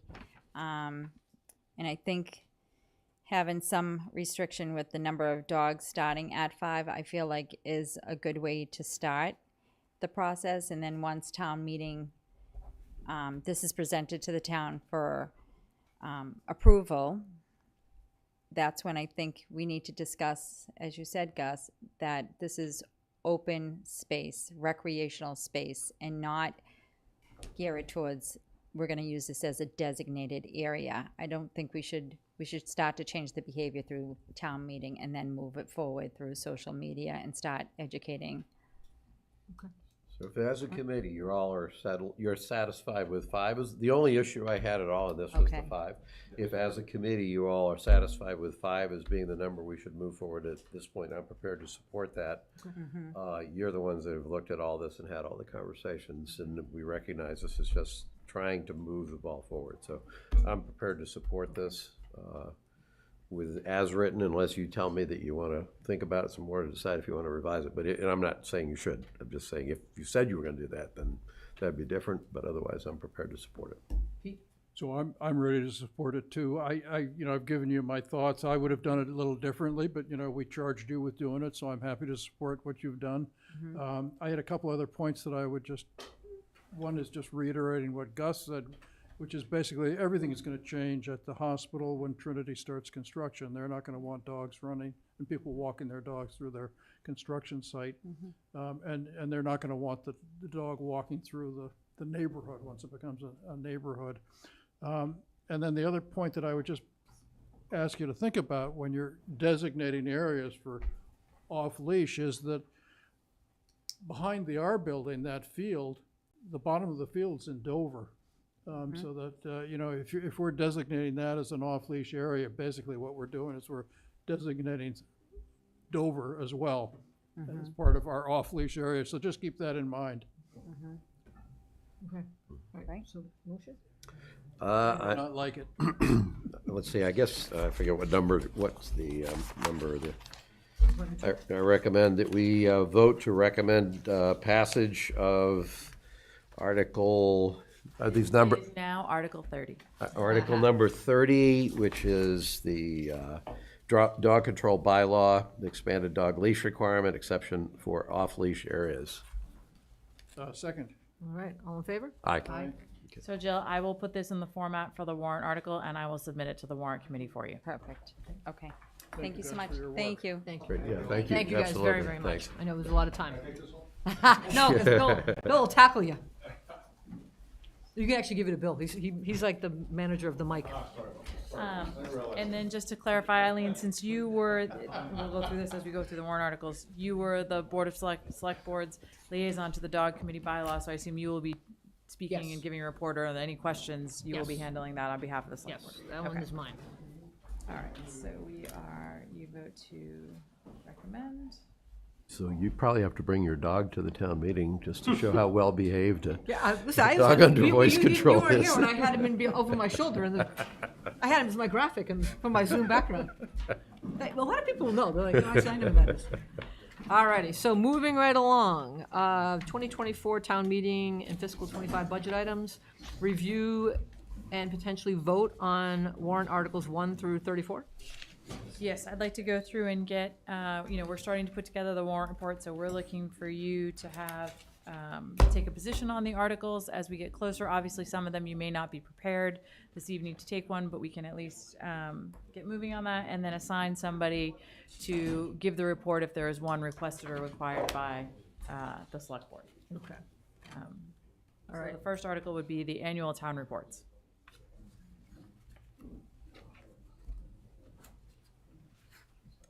Let's oppose that this year. I would say we were good with that.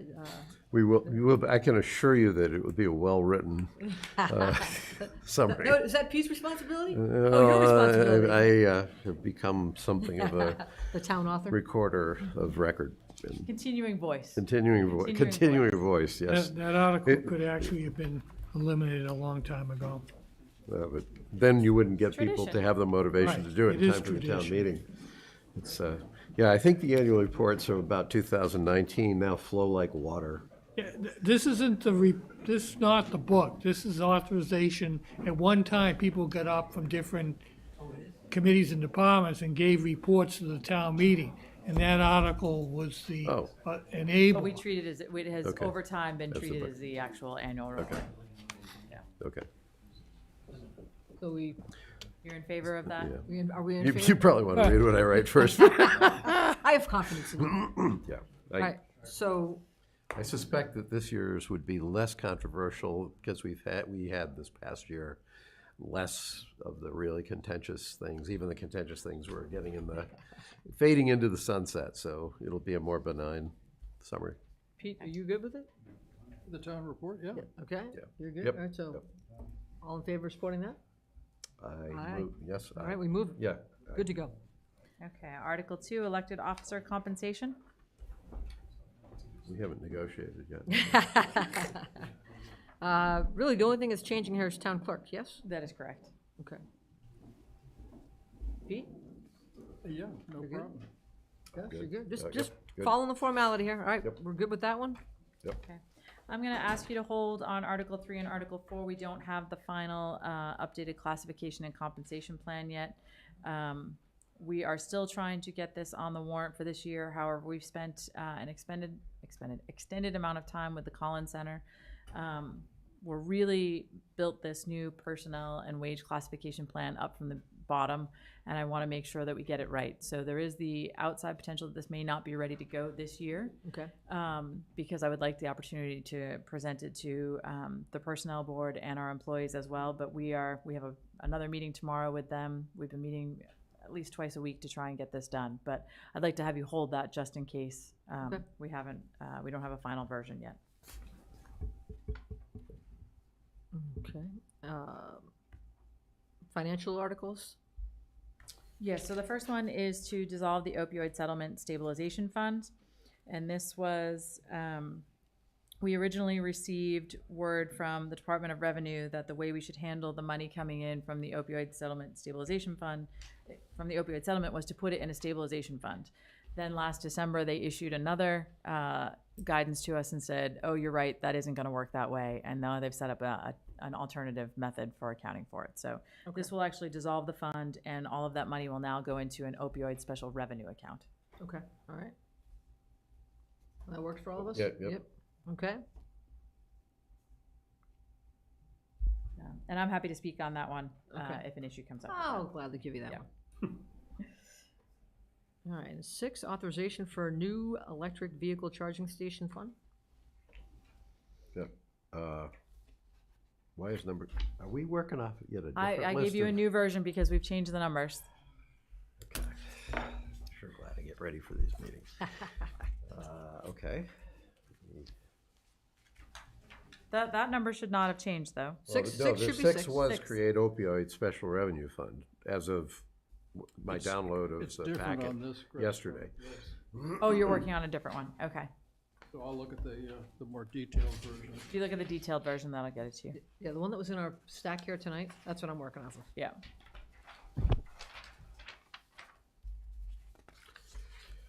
There you go. This is the toughest thing you have to face all day. I think Well, we're good. Well, no, we should have had the correct one in there. It's fine. So I thought I understood why we're dissolving the stabilization fund because we don't need it. We don't need to create the revenue fund. No, the Department of Revenue has given the authority to the town accountant to set that special revenue fund. Okay. So we're all set. So that one just goes away. Okay. Got it. Okay. So it's EV account. EV would be Article 6. I'm gonna be the curmudgeon. Why are we putting $3,000 into it? Isn't that to collect the money we're actually getting for the So charging? we have to put some seed money in there because the money we're collecting is not enough to pay for the electric vehicle charger. So we are putting So some the money into it. so the $3,000 is our projection of what we won't recover through charging charges in this upcoming fiscal year. Correct. And then the Energy Committee is going to look at, Jim Redden is going to look at what we have been paying out and what we've been collecting and determine what the new rate structure should be so that we can at least Okay. break even on that. And that total, that we're looking at is actually both the schools and the town. Schools and the town. So it's Oh, it's both, townwide okay. chargers. Yes. Okay. And right now, we're losing, and I'm asking the question only to have the information, not to criticize. We did, this is a pilot, we did a pilot with the chargers. We tried to set the charging at a level that would break even. Yep. And what we're learning is. We are not generating We're enough revenue. losing $3,000 a year on the chargers. Okay, got it. Okay, and I'm in favor of the revolving fund.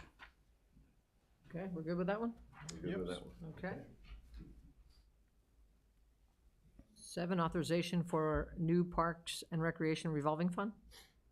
And this is currently the Parks and Recreation has a revolving fund which is set up under section 53D, and this is moving to a departmental revenue account, which is the typical departmental revolving funds that we have. Mel, did you want to speak on behalf of the commission, or? No, we passed it on, what I thought was favorable response from the warrant committee. Correct. Yep. And we did just a cursory search of other parks and recreation towns, and we have found that the vast majority of them have 53.5 as a revolving fund, and also that an inordinate number of them have, if they don't have it, they have it being suggested by their town administrators to switch over to it. We just perceive it to give us more flexibility, especially as we go forward and we may have additional programming, maybe additional personnel, would be able to pay for it out of our own fund with 53.5, including the benefits, which we're not able to do now. So we just think, the commission thinks it's in our best interest. So just for, So historically, that Park and Rec funding statute existed before there was revolving accounts. They came later. So that's why. Yeah, this was originally approved back in 1976. so I'm just, actually, as much for the public's benefit as mine,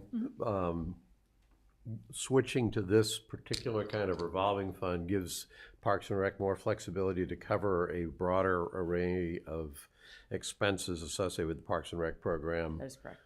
So that presumably you'd be able to do more things. You just have more flexibility in what you put in. Are there any other benefits to it that would be significant?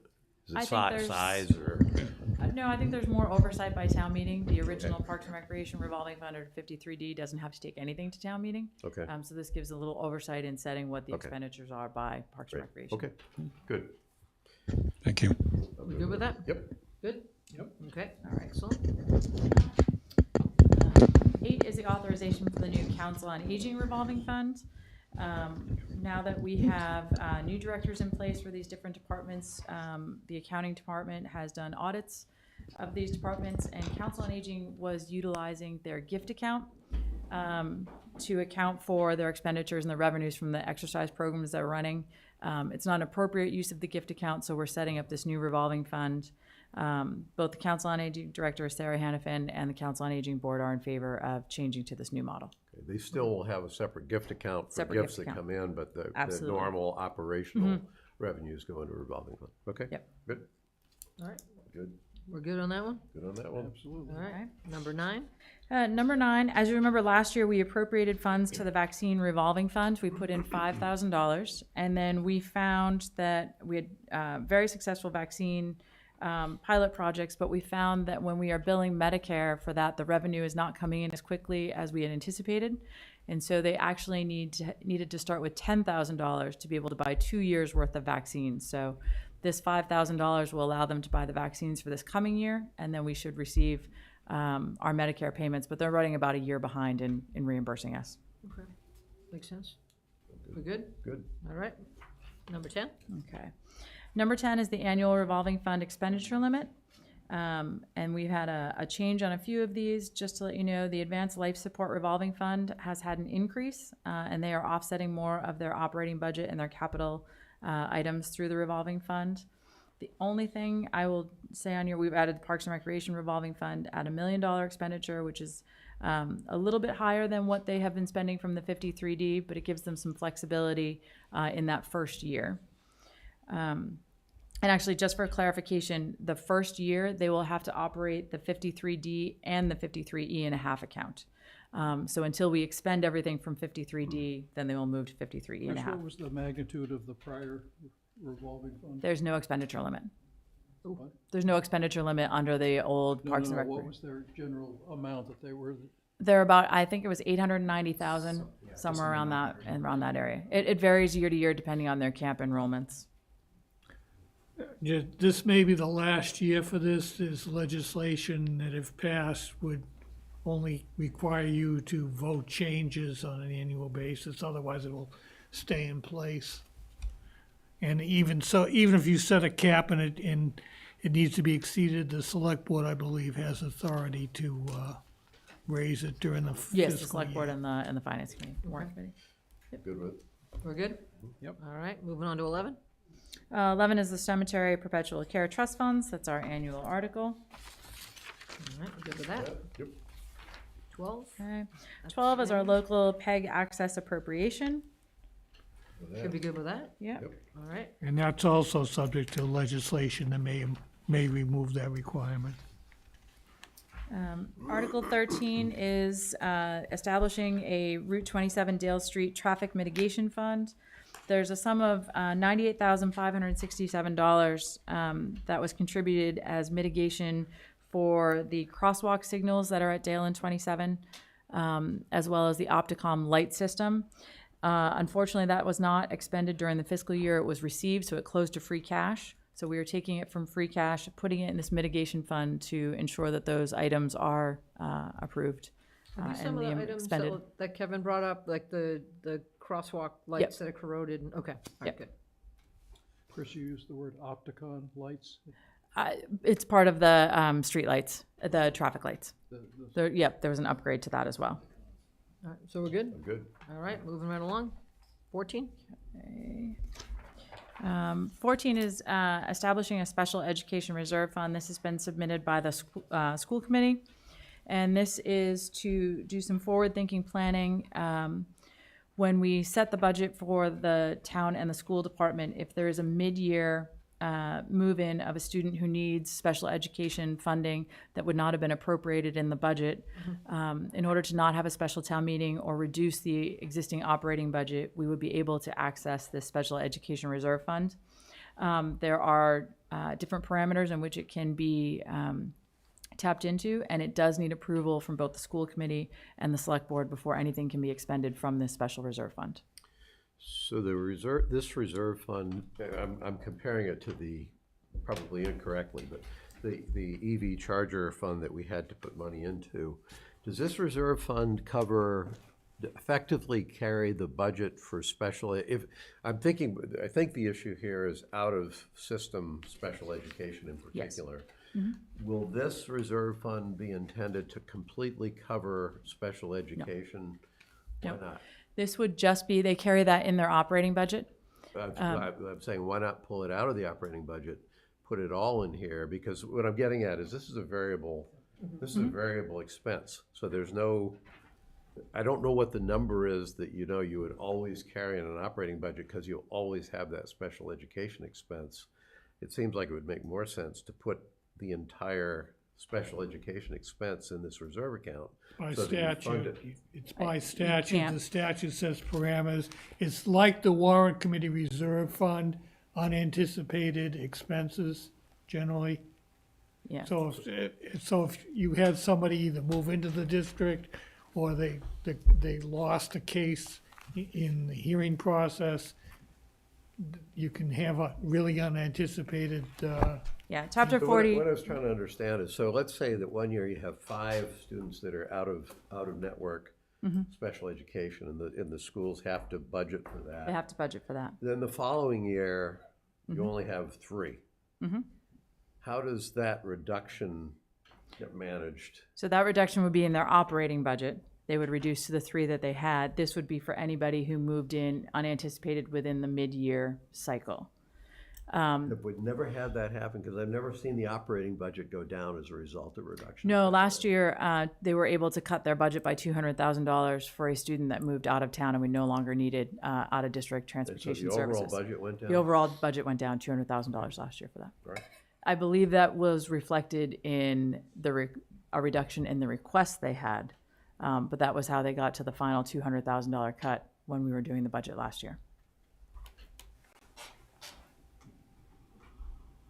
So, You see what I'm. I know what you're saying, What I'm yeah. reacting to is when you have a big budget in one little category that bounces up and down. Whenever it bounces up, the budget has to go up.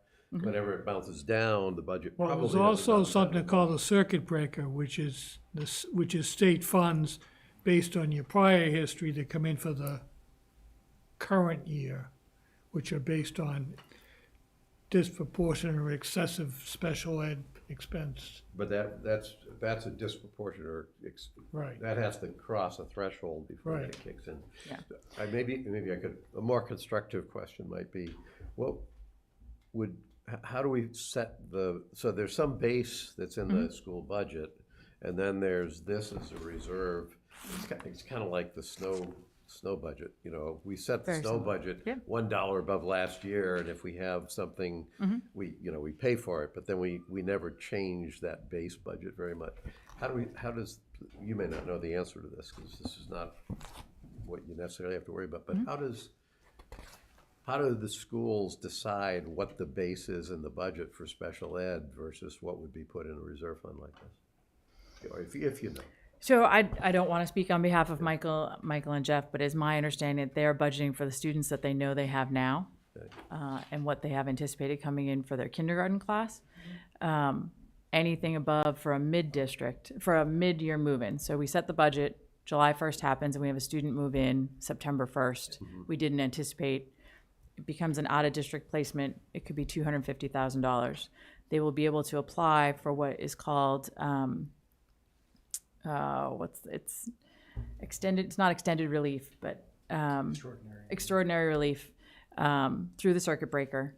But that doesn't come in. It's like the Medicare. It's not reimbursed until the following year. So then they would look to go to the reserve fund to pay for that out of district. Okay, so this reserve fund is only a fund that would be funded at the level to cover what I'll call the froth in the water. Yeah. It's not the base. It's No. something weird that would happen in the middle, which you'd have to decide how many people you want to plan for, but it Right. would be something like half the cost of a full year times however many, and that's what this number is gonna be. Yeah, it's anybody that would move in mid budget year that you didn't anticipate. You wouldn't anticipate that to be several students. I would think you would anticipate that to be a smaller number. There are very strict parameters on how much money can be kept in this fund, how much money can be added to it every year. All of that will be included in the narrative below the article. The school committee's working on that now. Okay, and then the money that goes into here, what is that? Is the money coming out of the school budget to go into this, or is the money coming from somewhere else? This is coming from free cash. The warrant committee is recommending $200,000 in free cash. So effectively, something that would have been in the school budget in the past is now being funded outside of the school budget. 2016, as part of municipal modernization, was put on the books and allowed from Yeah, 2000. I'm trying to understand the budget dynamics here in Right. terms of what's going up, where's the money, only because having spent time on the warrant committee, I'm a budget curmudgeon, and No. when you see one thing going up and it's something else isn't No, going these down, are I'm all upset. these are all very appropriate questions. Steve and I on the warrant committee have been talking about transferring the $200,000 from free cash. The dedicated revenue source for this going forward would be the Medicare reimbursements that the school receives. They usually typically close to free cash. They're about $50,000 a year, in that ballpark, between 40 and 50. That would be the dedicated revenue source for this going forward, rather than closing to free cash. This is just priming the pump for that. Yeah, and then there's a maximum amount of a maximum dollar amount that you can keep based on the size of our operating budget and based on a couple different formulas that would dictate what the maximum amount could be carried in here. So if you use the Medicare reimbursement, just for argument's sake, and you exceeded the maximum amount, where does that money go back to free cash? Yes. Okay, all right, got it. And if we get that extraordinary money, is that state money? Yes, that would come from DESI. Yeah, and that's the extraordinary relief under the Circuit breaker. circuit breaker. And would that then go in the reserve fund? If we put the money up front in the reserve fund to pay for things, and then that extraordinary relief comes in, that goes into the reserve fund? Where does it go into the circuit? That goes back into the circuit breaker fund. Circuit breaker, okay. Yep. Okay. Yep. Got it, okay, You good? I'm good. All right. Okay. All right, 15? Article 15 is to establish an elementary school tax mitigation stabilization fund. There was a memo issued by Steve Callahan from the warrant committee last fall urging the select board and the school committee to support this article, as well as the school building committee. We are creating this mitigation stabilization fund to start to pre-plan and put money in this account so that when we do pass the elementary school project, we can use the money set aside in the stabilization account to defray the cost of the first 3 years of the principal and interest payments on the new school. And I'll own up to at least having been an initiator of this discussion when the school building committee was here and Mike Weber was looking for our views. I expressed a personal view that, unlike last time where I focused on the total cost of the school, this time I'm primarily concerned about impact on the taxpayers. If we look at the school project that failed, had it not failed, taxpayers would be paying higher taxes to pay for a school project that hasn't started yet. So to the extent that we can, this is an uncharacteristic position for me to take around arguing for higher taxes or paying more into something, but to the extent that we can actually begin to accrue some of the funding for a new school, that's, to me, just one more way that we can blunt the impact on the taxpayer when we do have a project. So I don't know that I initiated this, but I certainly jumped on the bandwagon pretty quick. That's something good to do. Pete? It's a good idea. So my only concern with this, I support it, but my only concern is what I don't want it to be used as is they're debating as they move to this new school, we could use $3 million. You know what? We got it in the reserve. That's what's going to go to. It should be very conscious of. It's like, okay, we got to what we wanted. Now subtract. We've saved money. Not it's the bonus. We have the extra. No. This will be used to offset the principal and interest payments when they come. It's not to increase the amount of the budget for that project. Fabulous. Yep. No, because when I first Steve shared this with me, I want to say at Medfield Day, I'm like, no. Then the more I thought, I'm like, you know what? I understand what he's trying to do, and if residents plan on staying here, they're going to start to kick in. If people think they're leaving town, then they're gonna be like, fine, I don't care, I'm out of here anyways, right? But if we've got these residents that are gonna be here for a long time, they've got young kids that are not even in kindergarten yet that want this new school, let's start putting money towards it. And can we It's got a recognize- stated purpose right in the article, which is required by the statute. Okay. And we recognize that the first 3 years are the highest 3 years of that principal and interest payment. So if we can help our taxpayers and our residents offset that, I think it's important. The warrant committee is recommending $900,000 from free cash be transferred into this account. From the get-go. Right at the beginning. All right, are we good? I'm good. Good? Yep. All right, off to 16. 16 is transfers to the Municipal Building Capital Stabilization Fund. This is any unexpended appropriation funds and then the remaining balance of that emergency repairs fund, and that will be transferred into here. Okay. All right, 17.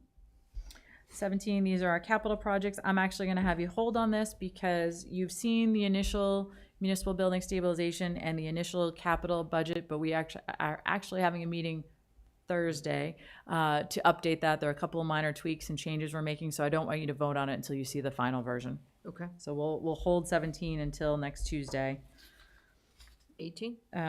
18, this is the appropriation to the Capital Stabilization Fund. We have some unexpended, some small amounts from unexpended articles, and then we are recommending a transfer from free cash of $700,000. Okay, good. All right, 19. Okay. And then 19, I'm going to hold until we get you a final updated capital budget, which we'll have to you next Tuesday. Okay. And then Article 20 is the elementary school feasibility study funding. The warrant committee is recommending $650,000 from free cash.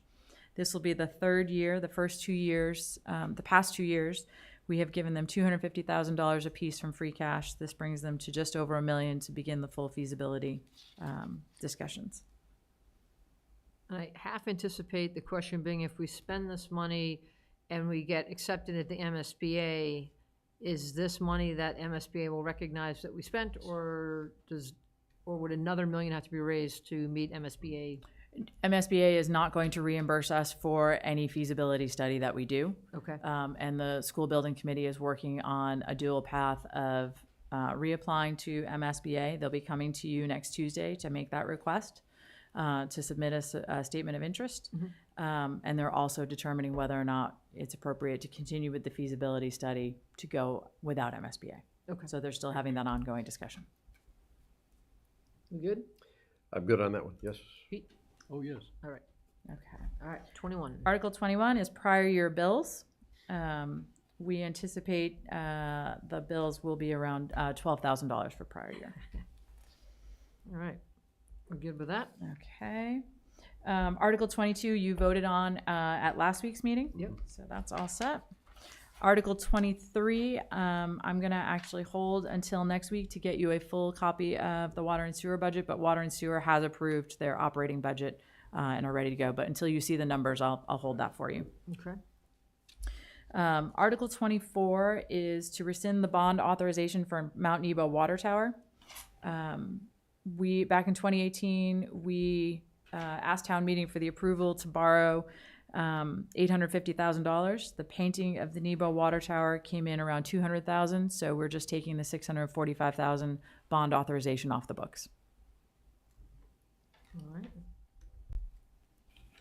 I'm trying to remember, I think when that came up, the issue was before the tower was empty and before they could actually look at it, they weren't, the reason, the question some people might have is, wait a minute, it cost you $245,000, we approved $850, but I believe at the time, we didn't know what they were gonna find inside, and we recognized we wanted to bond it to be able to do repairs to the tower if we needed to, so. Correct. Yeah. And we only borrowed the $240,000 we needed. We did not borrow the full amount. This is just I a think they put bond some sort authorization limit.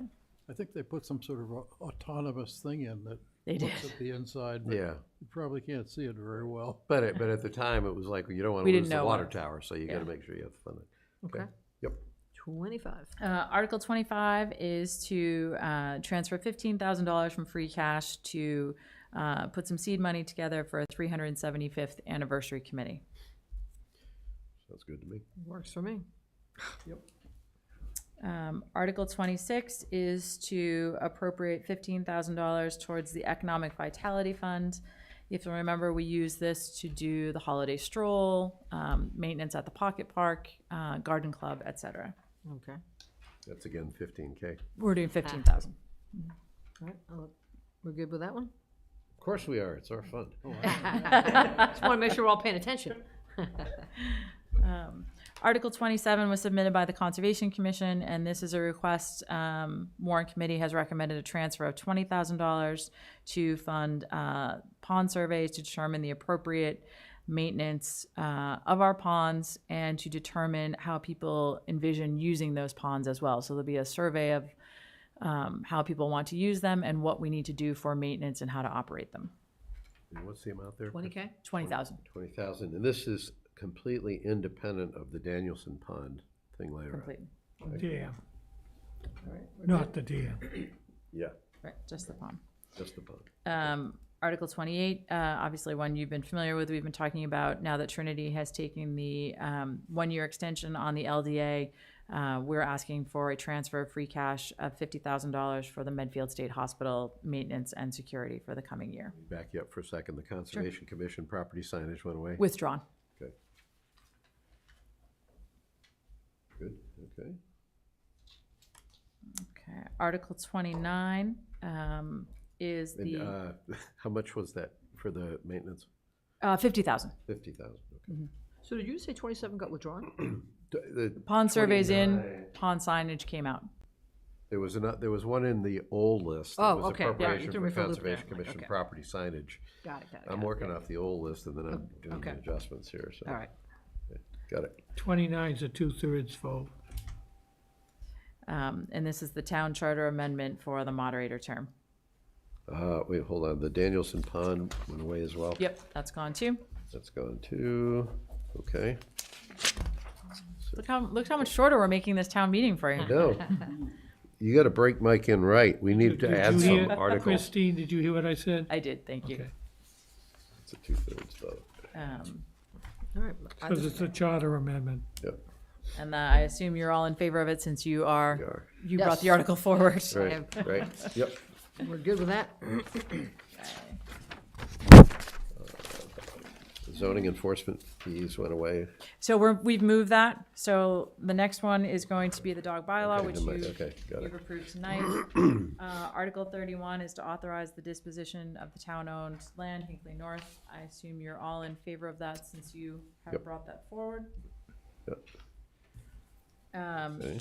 Then under zoning articles, we have the MBTA Community Zoning District. I'm gonna have you hold on that until you have the Right. public hearing. Okay. Article 33 is now the enforcement of the zoning bylaw violations by non-criminal disposition. We've moved this to the zoning section of the warrant. Got it. So that's 2/3 as well, because it's zoning. And the issue, we've had some violations or blatant disregard of zoning laws, I think, in this past year. So this is truly getting at zoning violations where people do things without zoning approval. No, it's actually the process. It's to allow the building commissioner to ticket, which as opposed to have, his only option right now is to go down and take out a complaint in district court. Okay, Because we didn't have the proper wording in the zoning bylaw to enable him to take advantage of the non-criminal disposition. So that's what this is doing. Most of our other general bylaws, most of them already have this. So I can see a town meeting that people are going to ask, give me an example of what this is going to be. So do we have a working example? Does Dana have something that would say, We'll have Dana have something okay, for you. perfect. okay. I'm okay with it. All right, good. Yep. 34. 34 is the change of the select board and select board member in both the town bylaws and the zoning bylaw, which is why it's been moved to the zoning section. And that will also be 2/3 because it's got a zoning component. That's easy. Article 35 is the citizens petition, oh, I'm sorry, you're in favor of 34. Article 35 is the citizens petition. You took a vote at the last meeting. Right. Do you want to recommend that? Dismissal. Okay. And then Article 36 is our standard free cash if anything changes at town meeting, but we don't anticipate that, and we don't anticipate that we'll be utilizing any free cash to balance the budget this year. Okay.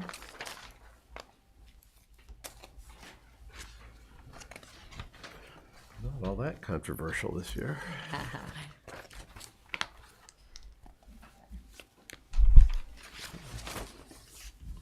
right, let's go back to what we got here. So.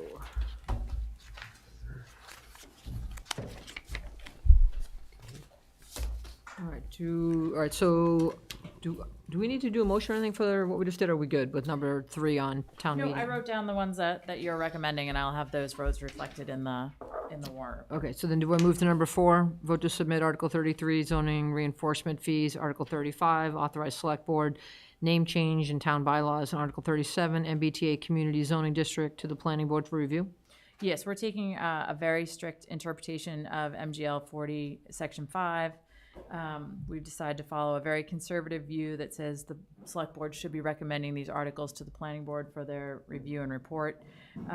We want to make sure we're crossing the T's and dotting the I's, especially where the MBTA zoning is so important for us and the Trinity project. We want to make sure we have followed everything. So we're just asking you to refer all 3 of these to the planning board for their vote. So just from a process standpoint, the MBTA Community Zoning District has not, we don't yet have the final zoning. Nope. This is that we are agreeing that these 3 articles should be forwarded to the planning board. Correct. Categorically. Okay, sure. Ready for a motion? Yeah, simply process. Pete, you good? Okay. Motion? Yeah, I move that we submit Article 33, zoning enforcement fees, Article 35, authorize select board name change in town bylaws, and Article 37, MBTA community zoning district to the planning board for review. Second. All right, all those in favor? Aye. All right, against? All right.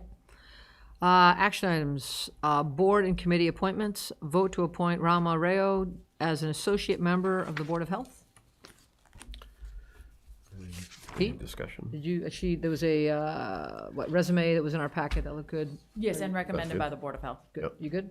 Oh, yeah, yeah. My only observation is I noticed in that resume that Dr. Rao had been at Medfield State Hospital back in 1995. So Motion? I move that we appoint Rama Rao as an associate member of the Board of Health.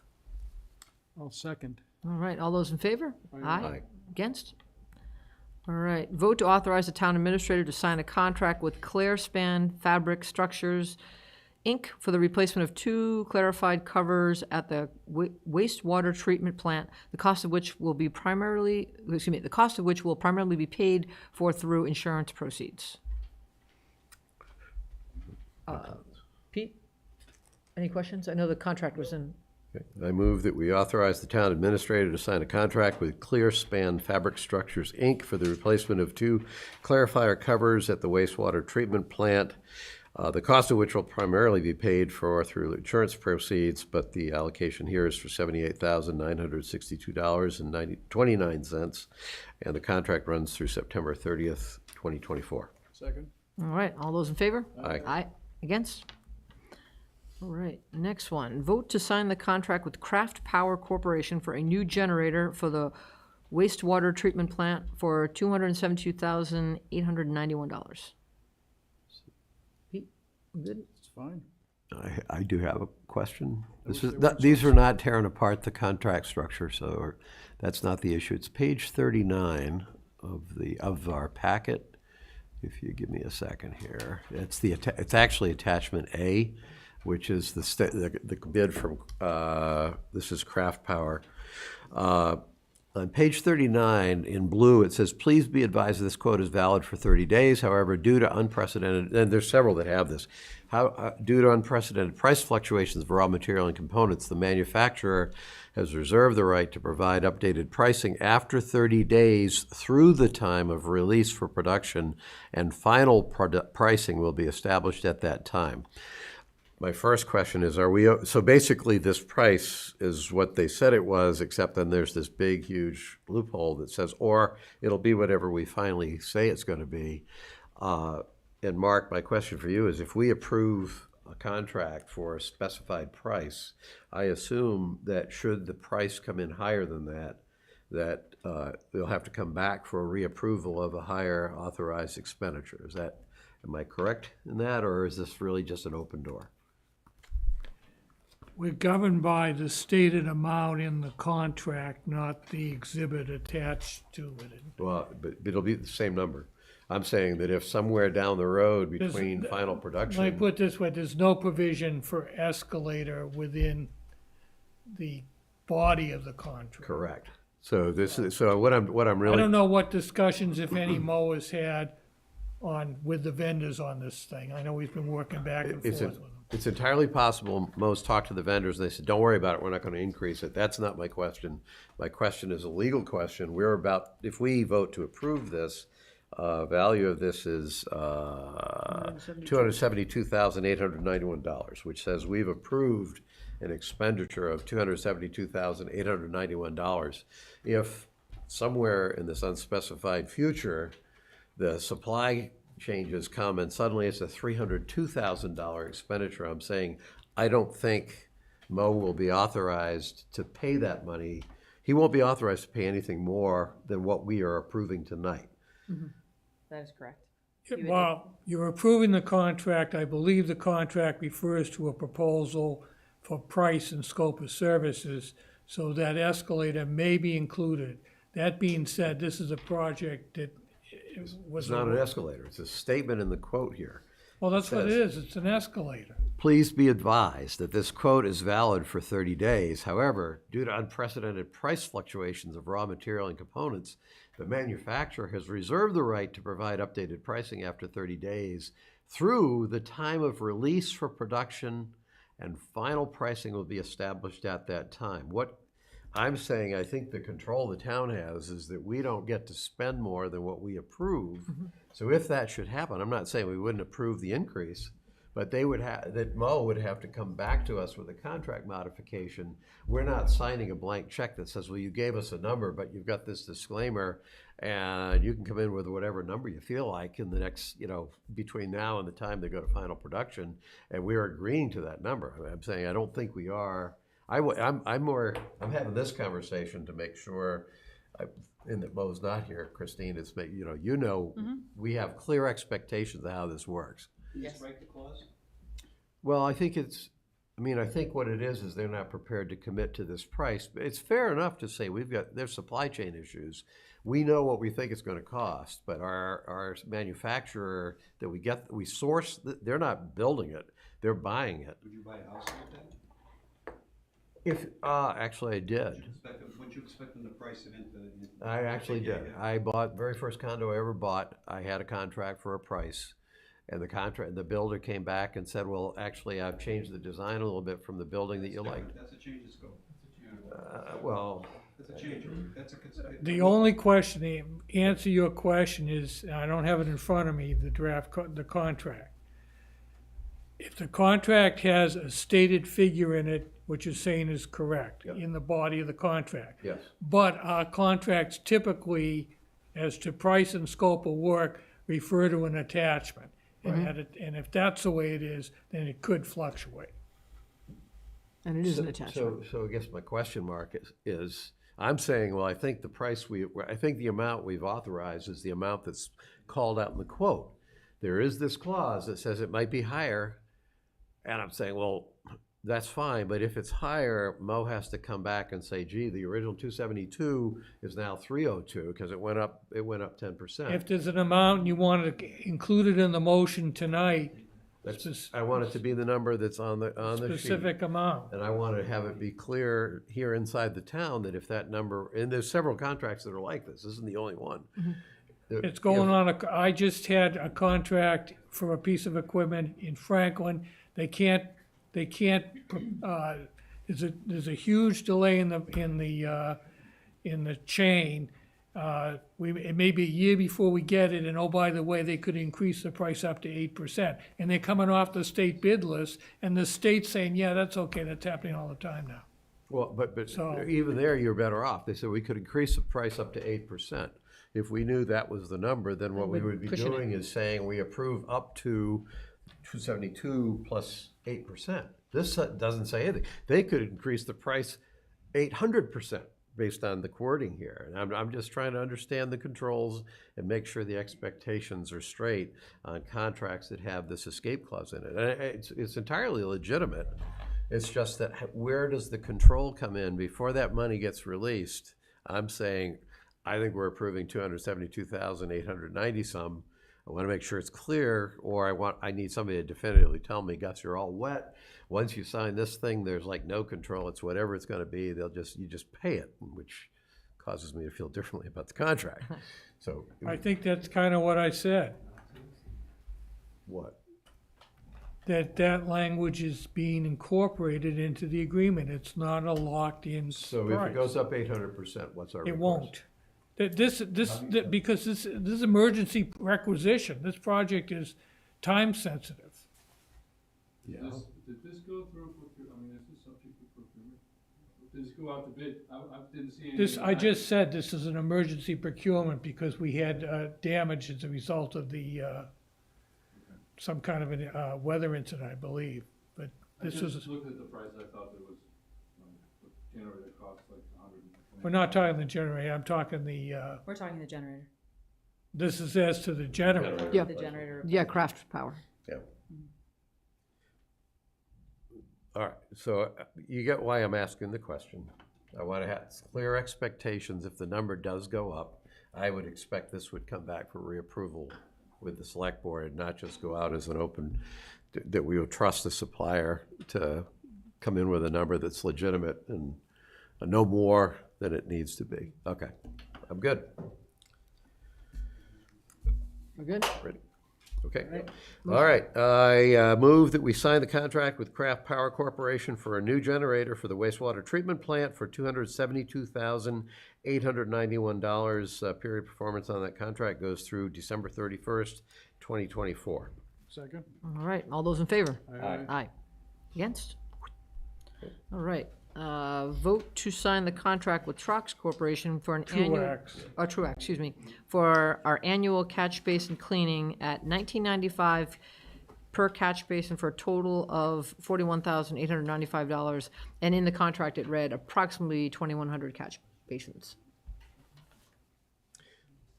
No question. Okay. I move that we sign the contract with Truax Corporation for our annual catch basin cleaning at $19.95 per catch basin for a total of $41,895 based on estimated 2,100 catch basins. Period of performance, March 26th, 24 to April 30th, 25.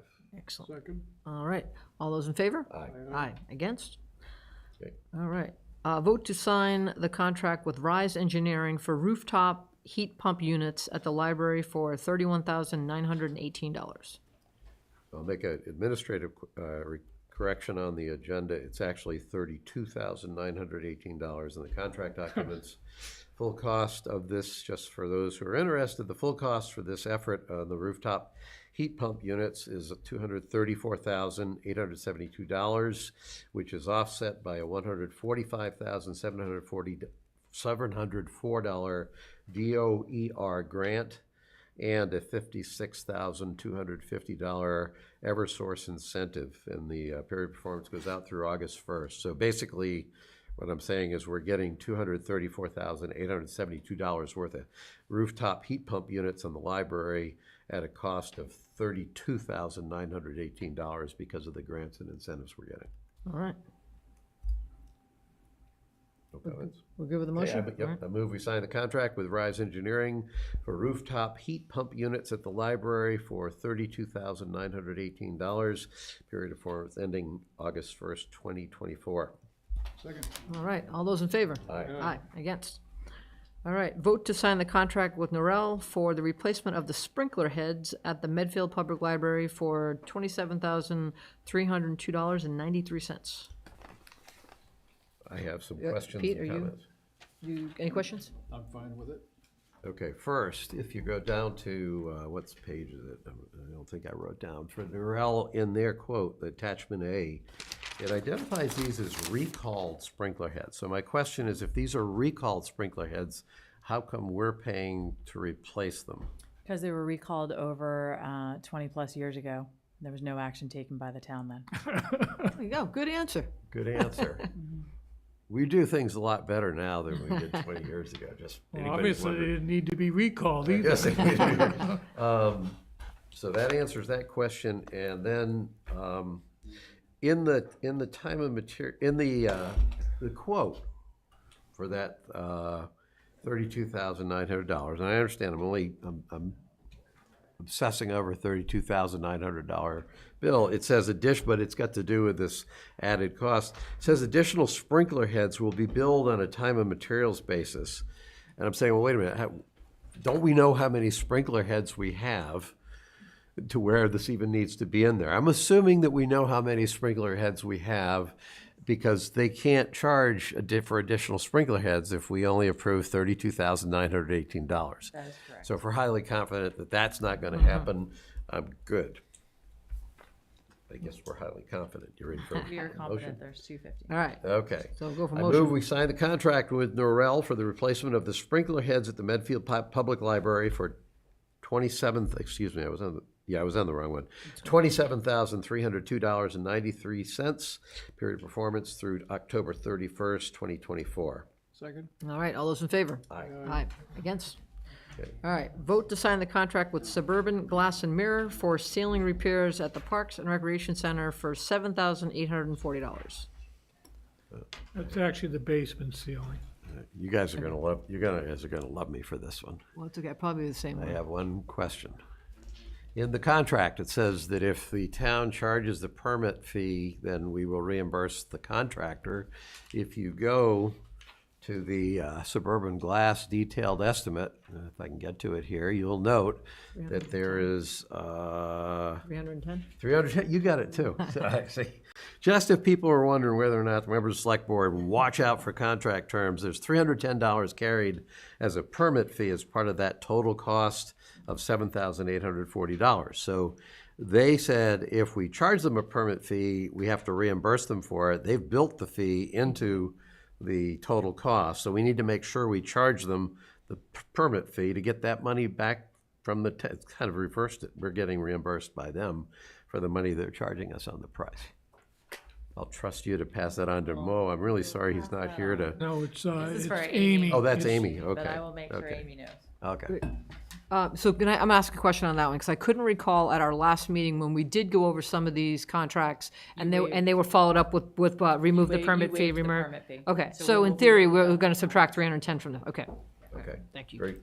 We'll approve it as it's stated, and we'll leave it up to you and We'll- Amy to we'll get handle it the back. permit Okay, fee. very good. We'll sign the I warrant move that we between sign the contract with Suburban Glass and Mirror for ceiling repairs at the Parks and Recreation Center for $7,840. Period of performance through June 1st, 2024. Second. All right, all those in favor? Aye. Aye, and against? All right, 12, vote to sign the Schedule Z for the solar array at the DPW garage. So the Schedule Z is a document that dictates how the energy credits that are generated over at the solar panels over at the DPW garage are distributed. So when the DPW garage uses less power than what is generated on the roofs, more buildings have the ability to buy electricity at that discounted rate. So most town buildings pay 13 cents, DPW pays 4 cents. Cool. When there is that excess, we sign the Schedule D to determine what, or excuse me, Schedule Z to determine what other buildings can have access to that discount. Way back in the spring of last year, we had said the townhouse was going to be the recipient of those credits. Lo and behold, Medfield is home to some weird line that says this part of the town is on one grid and the other part of the town is on the other grid. So the townhouse was ineligible to receive those credits. So we are asking to reassign those credits, 50% to the DPW, 50% to the Wheelock School. The reason that we can only do the 50-50 is because at some point there's no point in hoarding all those credits over at the DPW. Economically, it's just not, it doesn't make sense. So the first half would be reapplied basically to the DPW garage. The other half would go over to the Wheelock School. And the economic benefit is somewhere in the range of $8,000 to $10,000 when we did the analysis last year.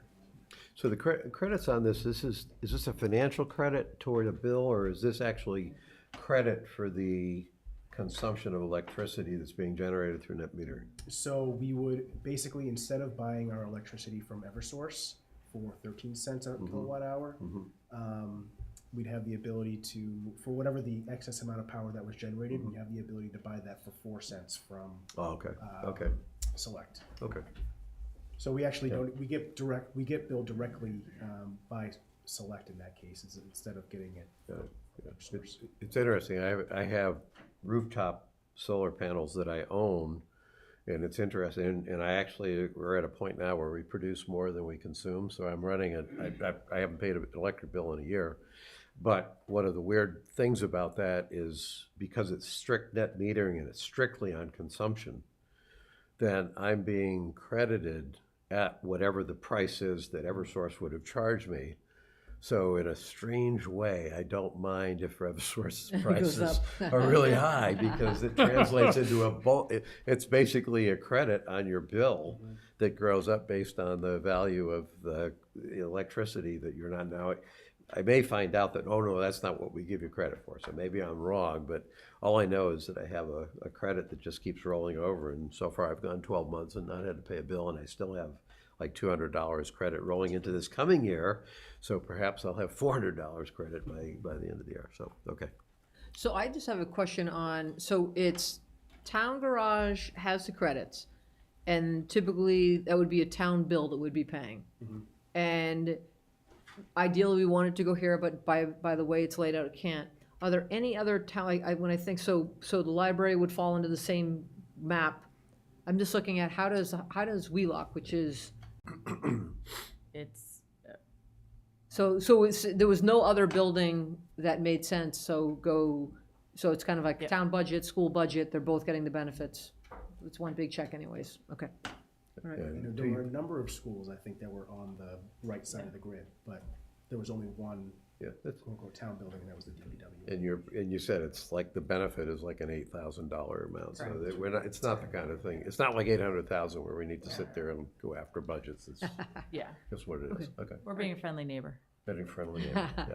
All right. We'll go after it if you want us to. No, No, we're saving that for a big one. I want bigger game. That fish we're gonna let go. All right, ready? Yep. I move that we sign the Schedule Z for the solar array at the DPW garage. Second. All right, all those in favor? Aye. Against? All right, vote to approve a sandwich board request to advertise the opening of the Medfield Community Market at North and Main from May 5th through May 19th, and a request for the additional weeks of April 1st through April 15th. Just curious, was there a reason that wasn't in the consent agenda? I just, you took that. I think it's just because they were asking for 2 sets of dates, so we just wanted to draw 2. Okay. Okay, That's all. we're good? Yeah, I think Yeah. motion, it's great. Yep. We're I very move that much we looking approve a forward- sandwich board request to advertise the opening of the Medfield Community Market at North and Main from May 5th through May 19th, and a request for additional weeks from April 1st through April 15th. All right, all those in favor? Aye. What is Against? the Medfield Community Market? It's a basically, remember, I don't know if you remember, there was a farmer's market that took place several years ago. And then I guess with COVID, it kind of collapsed. There's some folks in town that basically said we'd kind of like to have a farmer's market again. There seemed to be enough community enthusiasm. I think it was Gonna be over at Montrose. Yeah, I think it was Lauren Zembron took the initiative as a lead to bring that about, and so it's coming about. Yeah, we're looking forward Happy to to it. happy to help bring that to fruition. All right, citizens comment? I have nobody registered for this evening. All right, so consent agenda. We have got 14. Excuse me. Oh, sorry. No. So we'll go back to Could we? Thank you. citizens comment. Yeah, I just wanted to give you an Over the update. Give you an update on 2 rail trail related things. I don't know if that's. You got the mic, right?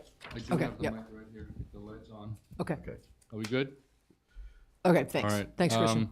So the first one is back on in the beginning of December, there was an accident on Harding Street that knocked out the flashing beacon advance warning sign that is synchronized with the crossing down at Harding Street. And that was, we put that there because the safety committee was adamant about having that. I have subsequently tried to get it replaced and not gotten anywhere. I just wanted you to be aware of this. I got a quote from the vendor that's Coastal Traffic Systems. It needs to be the same vendor so that it can communicate with the lights down at the base. When you press the button, that thing starts to blink. And so Bobby Kennedy has the quote. I spoke with the chief yesterday at the election. She happened to be there. And I think there was some misunderstanding about what it was and where it was. There's some entity that handles insurance claims for the town, apparently. Our insurance company. Okay. And, but I don't know what happened. So I'm not sure this has gone anywhere and it's being handled. Not sure what we can do about it. I don't think it's come to my office, so I will, if you get it to me, I will take care of it. Okay. I can find the email. And so that's one. Number two is if you recall, a few months ago, I was here to ask for $5,000 to hire a wetland engineer so we could do delineation for the NOI filing for installing additional beaver deceivers. Now that has not gone very well. We received a quote we received a draft contract. I've shared that with Bob Hartzell. It turned out they wanted a survey grade GPS high precision wetland delineation. That wouldn't have been covered by the $5,000. And so I've decided after this that I'm no longer pursuing that. So that request is moot. We're not going to use the $5,000. I'm going to work with the Conservation Commission on pulling the existing beaver deceivers out. And I'm just going to not worry about it, and because it's not really on the rail trail. Just wanted to let you know that was my decision, and that's really the update. And the third one is I had no idea how much fun it is to hang around here on Tuesday night until the very end of the meeting, because I don't think I've ever done it. It's a hoot. I'm just going to caution you because this is not on the agenda. We won't address it. You won't. You can't. Yeah, we can't comment. It's just informational. Mhm. I've let Christine know what Yep. Thank you.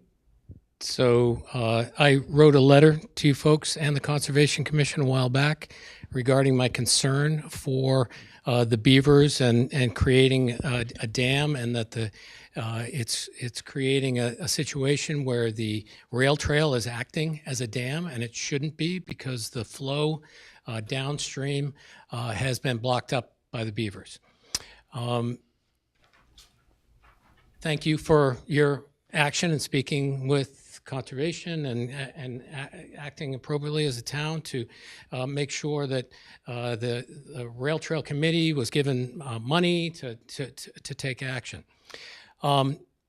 What Christian isn't telling you is that the Conservation Commission asked for for NOI that would cost $5,000, and when he brought that NOI to them,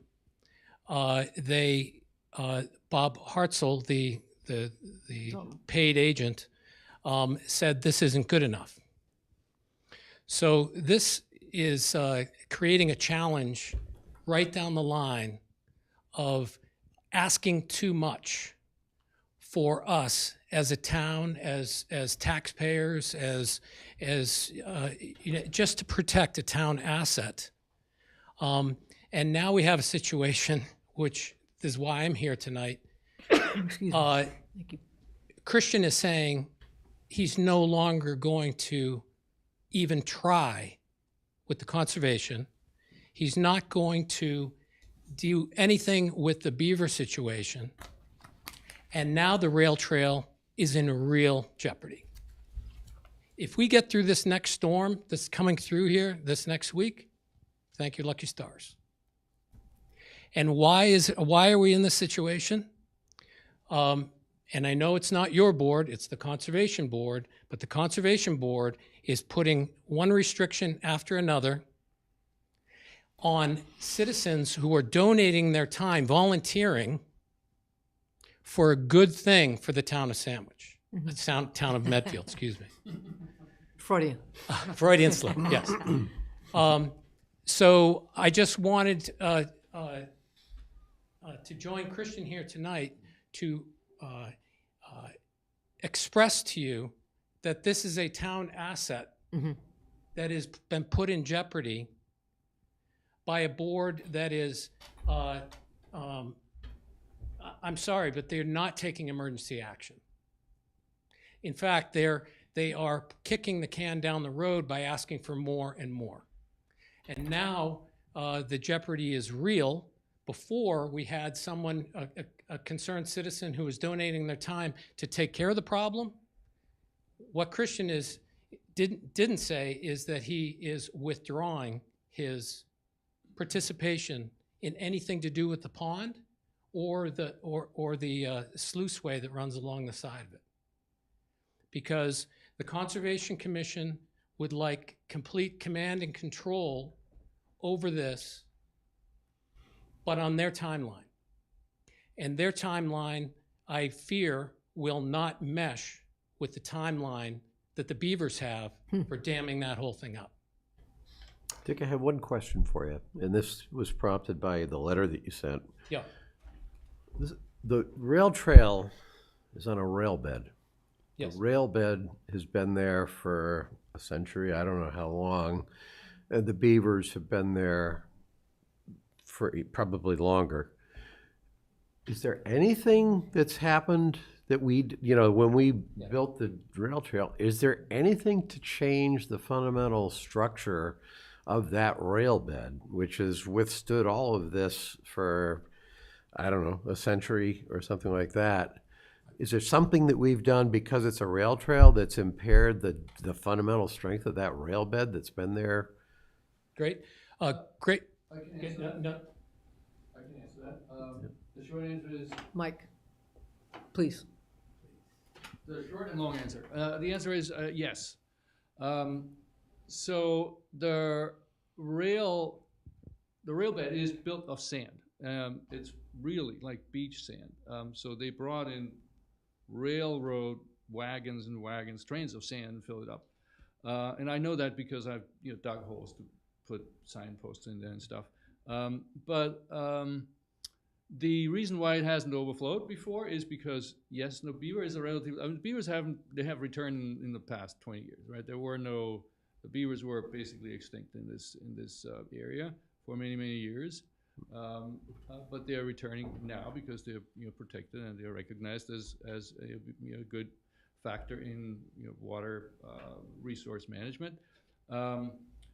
But there were people who removed the dam. I mean, clearly we've seen that, and so that waterway was kept open by the landowners, abutters, maybe the train operators. But when I've been keeping an eye on it since about a year before the trail was built, so about 2020, and at that point, the dam was half the size that it is now. So I don't think it ever got that far, and we didn't have these rain events that we've had in recent years, right? So that all compounds. Okay. But to answer your question regarding my letter, what has changed?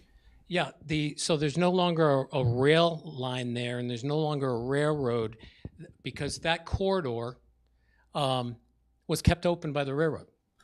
They just came down and scooped whenever they needed to. They cut whatever they needed to. That's all part of the rail corridor. And that's what's changed. The Conservation Commission does not recognize that as part of the rail corridor. They recognize that as a wetland now, and that, so my assertion is that this is part of a corridor, It's an engineered waterway. I mean, if you look at maps, the stream used to go on the other side. It used to cross where now the rail bed is, and then come back and return near close to Harding Street, near King James's house, where there is a culvert today, but there's no culvert further up where the water can get on the other side, which is why it's so high on the pond. No water on the other side. But so the railroad, when they built the railroad years ago, they, maybe that was added later, I mean, I don't know the full history of that, but that channel was dug out to create a water, an alternative way for the water to go. Sure. And so it has a certain, width and capacity to manage the water that comes down the stream. And there before there was no pond there. The pond is a creation of both the railroad and the beaver dam. Okay, thanks. So in short, the railroad had control of that. Now that we have taken control of it, the rail trail committee doesn't have control over that, although they should, because it's still the same transportation corridor that we inherited or leased. So my feeling is that is a transportation corridor that should come under the vice of the rail trail committee, because it is a waterway that was created for the rail trail. So I'm not here to complain. I mean, this is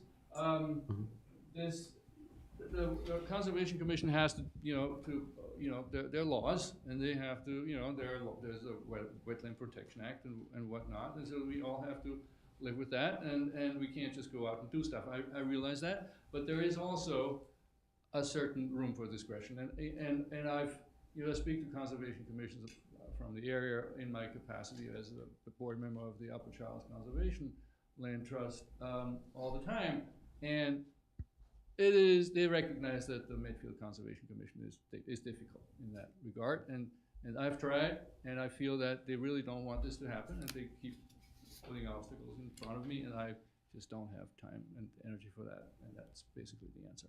Okay.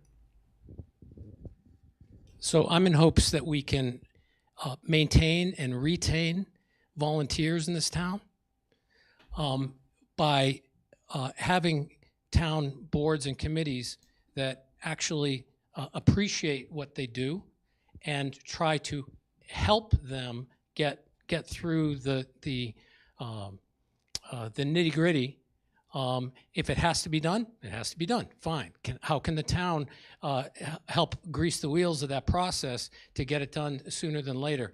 And that was the effect of my letter, was saying this is an emergency situation, and if there's any question of that, you can go up and walk the rail trail even today, because the storms coming in this week may add. It's not just the rain that lands in the pond. It's all the surrounding area that pulls in. So that pond may go up a foot or two, depending on how many inches of rain we get. Okay. And this is leads to a very disconcerting situation. So we can't talk to your comments, but we can certainly follow up, and if it Put it needs to on be the an next agenda. agenda. Yeah, this is strictly to bring you up to speed. Thank you. And I appreciate your responses in regards to my letter, and any action you can take to. Yeah, we don't want a rutted rail after it's looks so good to suddenly have a storm come through and have it literally ripped in half would be wildly unfortunate. Anything the town could do would be appreciated. Okay, thank you. Madam Chair, Go ahead, I'm sorry. I'd just like to indicate, if you want to speak in the future, that you go through the effort of getting on the agenda so that we're in compliance with the open meeting law. This went way beyond what would be acceptable. At 5 minutes before 6 o'clock, I decided I'd come, so it was too late for that, but I recognize we'll do that. I would just comment that I've run down the rail trail in the last 2 weeks, and the water conditions there are much less of a problem than they were months ago. So that's because there is a BUDC, right? That's why it was managed somewhat. It's last Sunday, was it Saturday when we had another big rain, added another foot probably. So it's almost back where it was at the end of last year. But once I pull the BUDC receiver out, that is a 15-inch pipe that works very well right now, then it's a completely different picture. All right. So to keep this moving, very much appreciate that. Great. Thank you. Okay, thank you. All right, move to consent agenda. Request to place signs at the usual locations to advertise Medfield Gardens Club's spring plant sale from April 20th to May 4th. Requested to place signs at the usual locations to advertise the Medfield Energy Committee EV car show from April 21st through May 5th. Requested to place signs at the transfer station, intersection of Main and North, and intersection of South and Route 27, advertising Climate Week from April 20th to May 4th.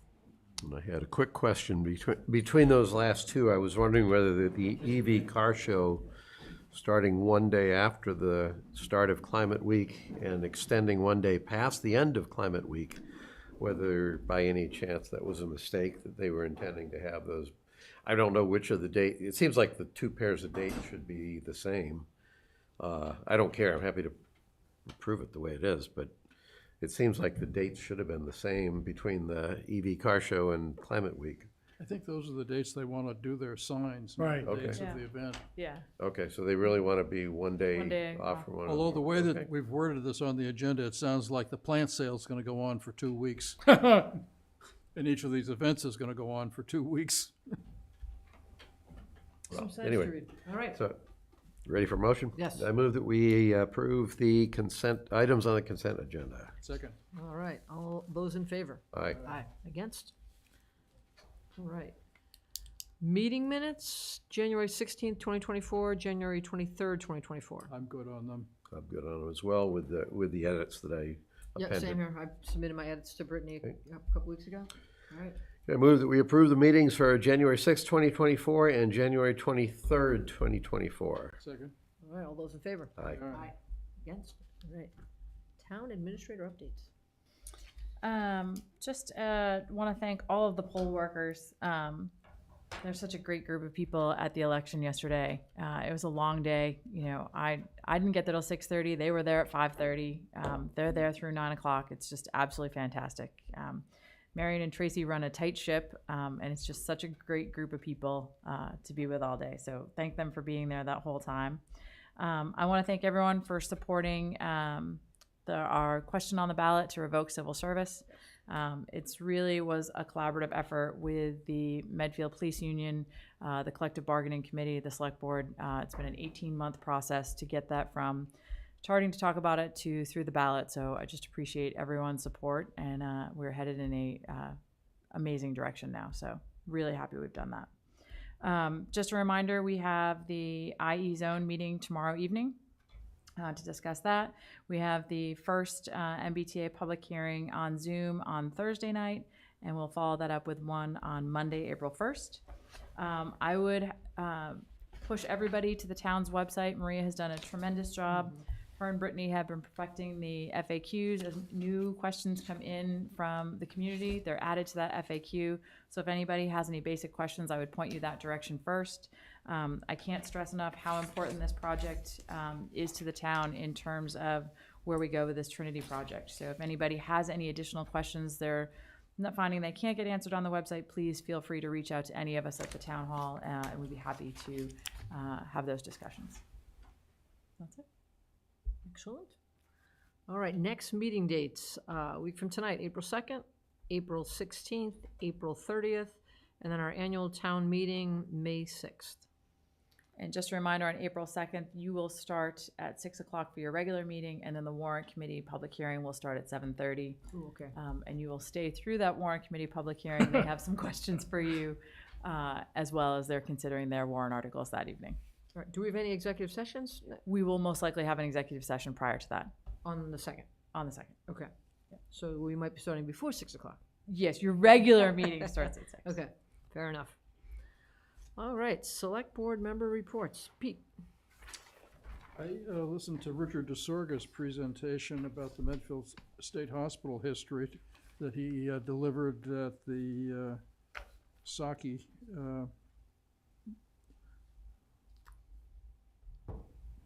I don't know what they call it, the brewery.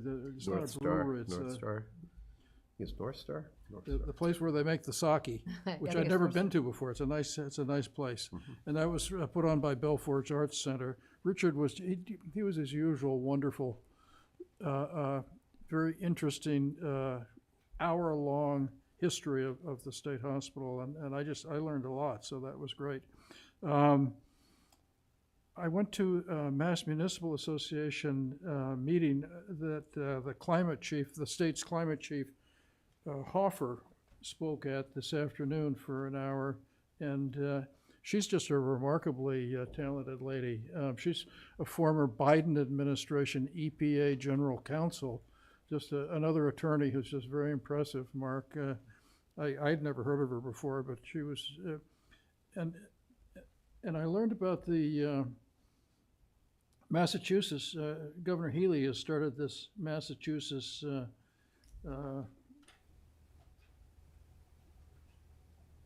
federal funds partnership for municipalities and tribes, and they're running monthly meetings telling we municipalities how to get the federal bucks.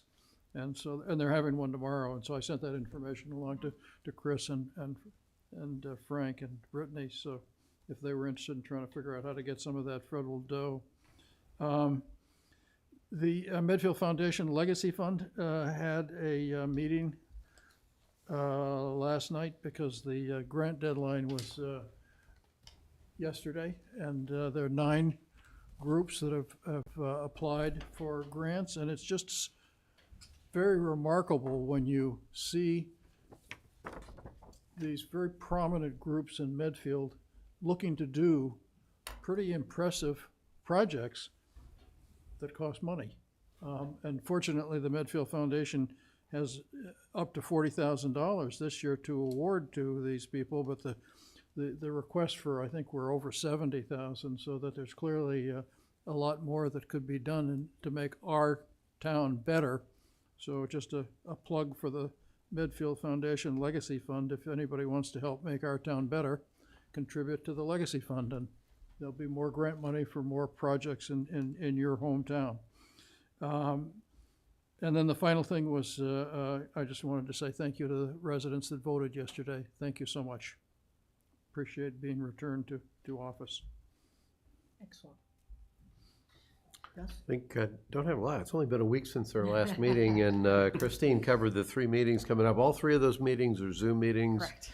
And the only other, I don't think you call it the times, the first joint planning board meeting on Thursday starts at 6:30, and the second one on April 1st starts at 7:30, if anybody's paying attention to the announcements here. I got a sort of weird letter. I'm going to give it to you, I think, because you're the chair now, but it came from the Massachusetts Coastal Railroad, Cape Cod Central Railroad, Maintenance of Way and Railroad Operations Office, and it's basically Massachusetts Coastal Railroad has contacted law enforcement leaders and police chiefs in your district to seek support in keeping railroad tracks and rights of way safe in Massachusetts. We got it as You well. got it as well? Yeah. And it was, first off, I wasn't quite sure why we were getting things from the Cape Cod Railroad, but They own apparently the right of way there's- through Medfield. I think they own the right of way through. Oh, well, that would explain it. But the issue that they had was people trespassing on rights of way and doing stuff. So you can read it. It's at least fun reading. But it was one of these letters that I wasn't quite sure why it was important. Like, doesn't exactly ask for action other than, Right, just support telling our you. efforts to make sure that people that are scofflaws using our right of way are presumably arrested or something. I don't know. So that was It was interesting to see them deal with their right of way last summer when they just went through and cut huge numbers of trees and stacked them up down along Right. Hospital Road. right. Although it's probably a better rail corridor now as far as not having stuff all on the rails, I suppose. And then I had a question. The one information item we had was this one page slide. Yes. Who developed this slide? Trinity did. Okay, so Yep. and so I'm the editor, and there were 2 things on if the town is non-compliant that it was strictly editing. It said the project will no longer be financially viable. It should say project will probably not be financially viable because we don't know what options. I understand that they might want to say it's not viable, and that might even mean we don't know how to make it work and we go away. But when you're trying to get people to support something, you want to be really careful not to overstate your position. And if that fell through, we would have to figure out something different. So I blocked it will not be and said it should say probably won't be, which is true. But you don't say there's no bridge over the river until you get to the river and you'd realize you have to cross it before you start looking for bridges. And then the minor point, they said the town will forfeit up to $675K in annual tax revenue. We will forego up to $675K. Nobody, we're not paying a penalty. We're not sending $675K to anybody.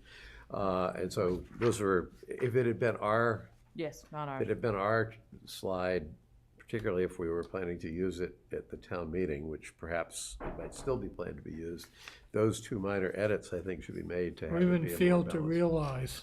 I will pass it along to, Yeah, to okay, I'll Amanda to give this to you. update. It's, I mean, I understand. Yeah, yeah. It's nitty gritty. They're very strongly Yeah, a feeling about Right. viability. right. And that's all I had. All right, excellent. All right, and I will just echo some of the sentiments you guys have already said. I thought the town election, you know, it was great to see the police union, our local police officers, and our new officer, Christofelli. He stopped by tonight. I'd actually sent an email when I found out he was out there yesterday, and I didn't get a chance to introduce myself. And I was like, hey, is there any chance that tomorrow's his first day, if he could come by? So he did, which was fantastic. So, you know, that right there is a first positive sign that getting the yes got us a new officer that, in theory, if we'd said no, he wouldn't be able to start. So it was awesome. And people at home probably don't know that if we hadn't accepted the removal of civil service, Natick had blocked him from coming to Medfield from Sudbury. And so that we wouldn't have been able to hire him. Right. So it was very good. So he was, it was nice for him to stop by So tonight. that was last week's question. Yes. And Natick said no? They They said no. didn't even actually take a never even- vote. Oh. Wouldn't take action on it. No action taken. Dogs. And then I agree with I'm supporting what you guys just said about the meeting tomorrow night for the community vision and then the MBTA communities, which would be so important that everyone continues to communicate what's going on so there's no surprises. People have plenty of opportunities to ask questions. And other than that, my first meeting as chair. I didn't make as many mistakes as I thought I might. What do you think, Pete? She did a pretty good job. So I had my cheat sheet in front of me, not gonna lie. But on that note, motion to adjourn over here? So moved. All right. All right, all in favor? All right. All right. Have a good night, everyone. Thanks. Medfield TV again. Mike?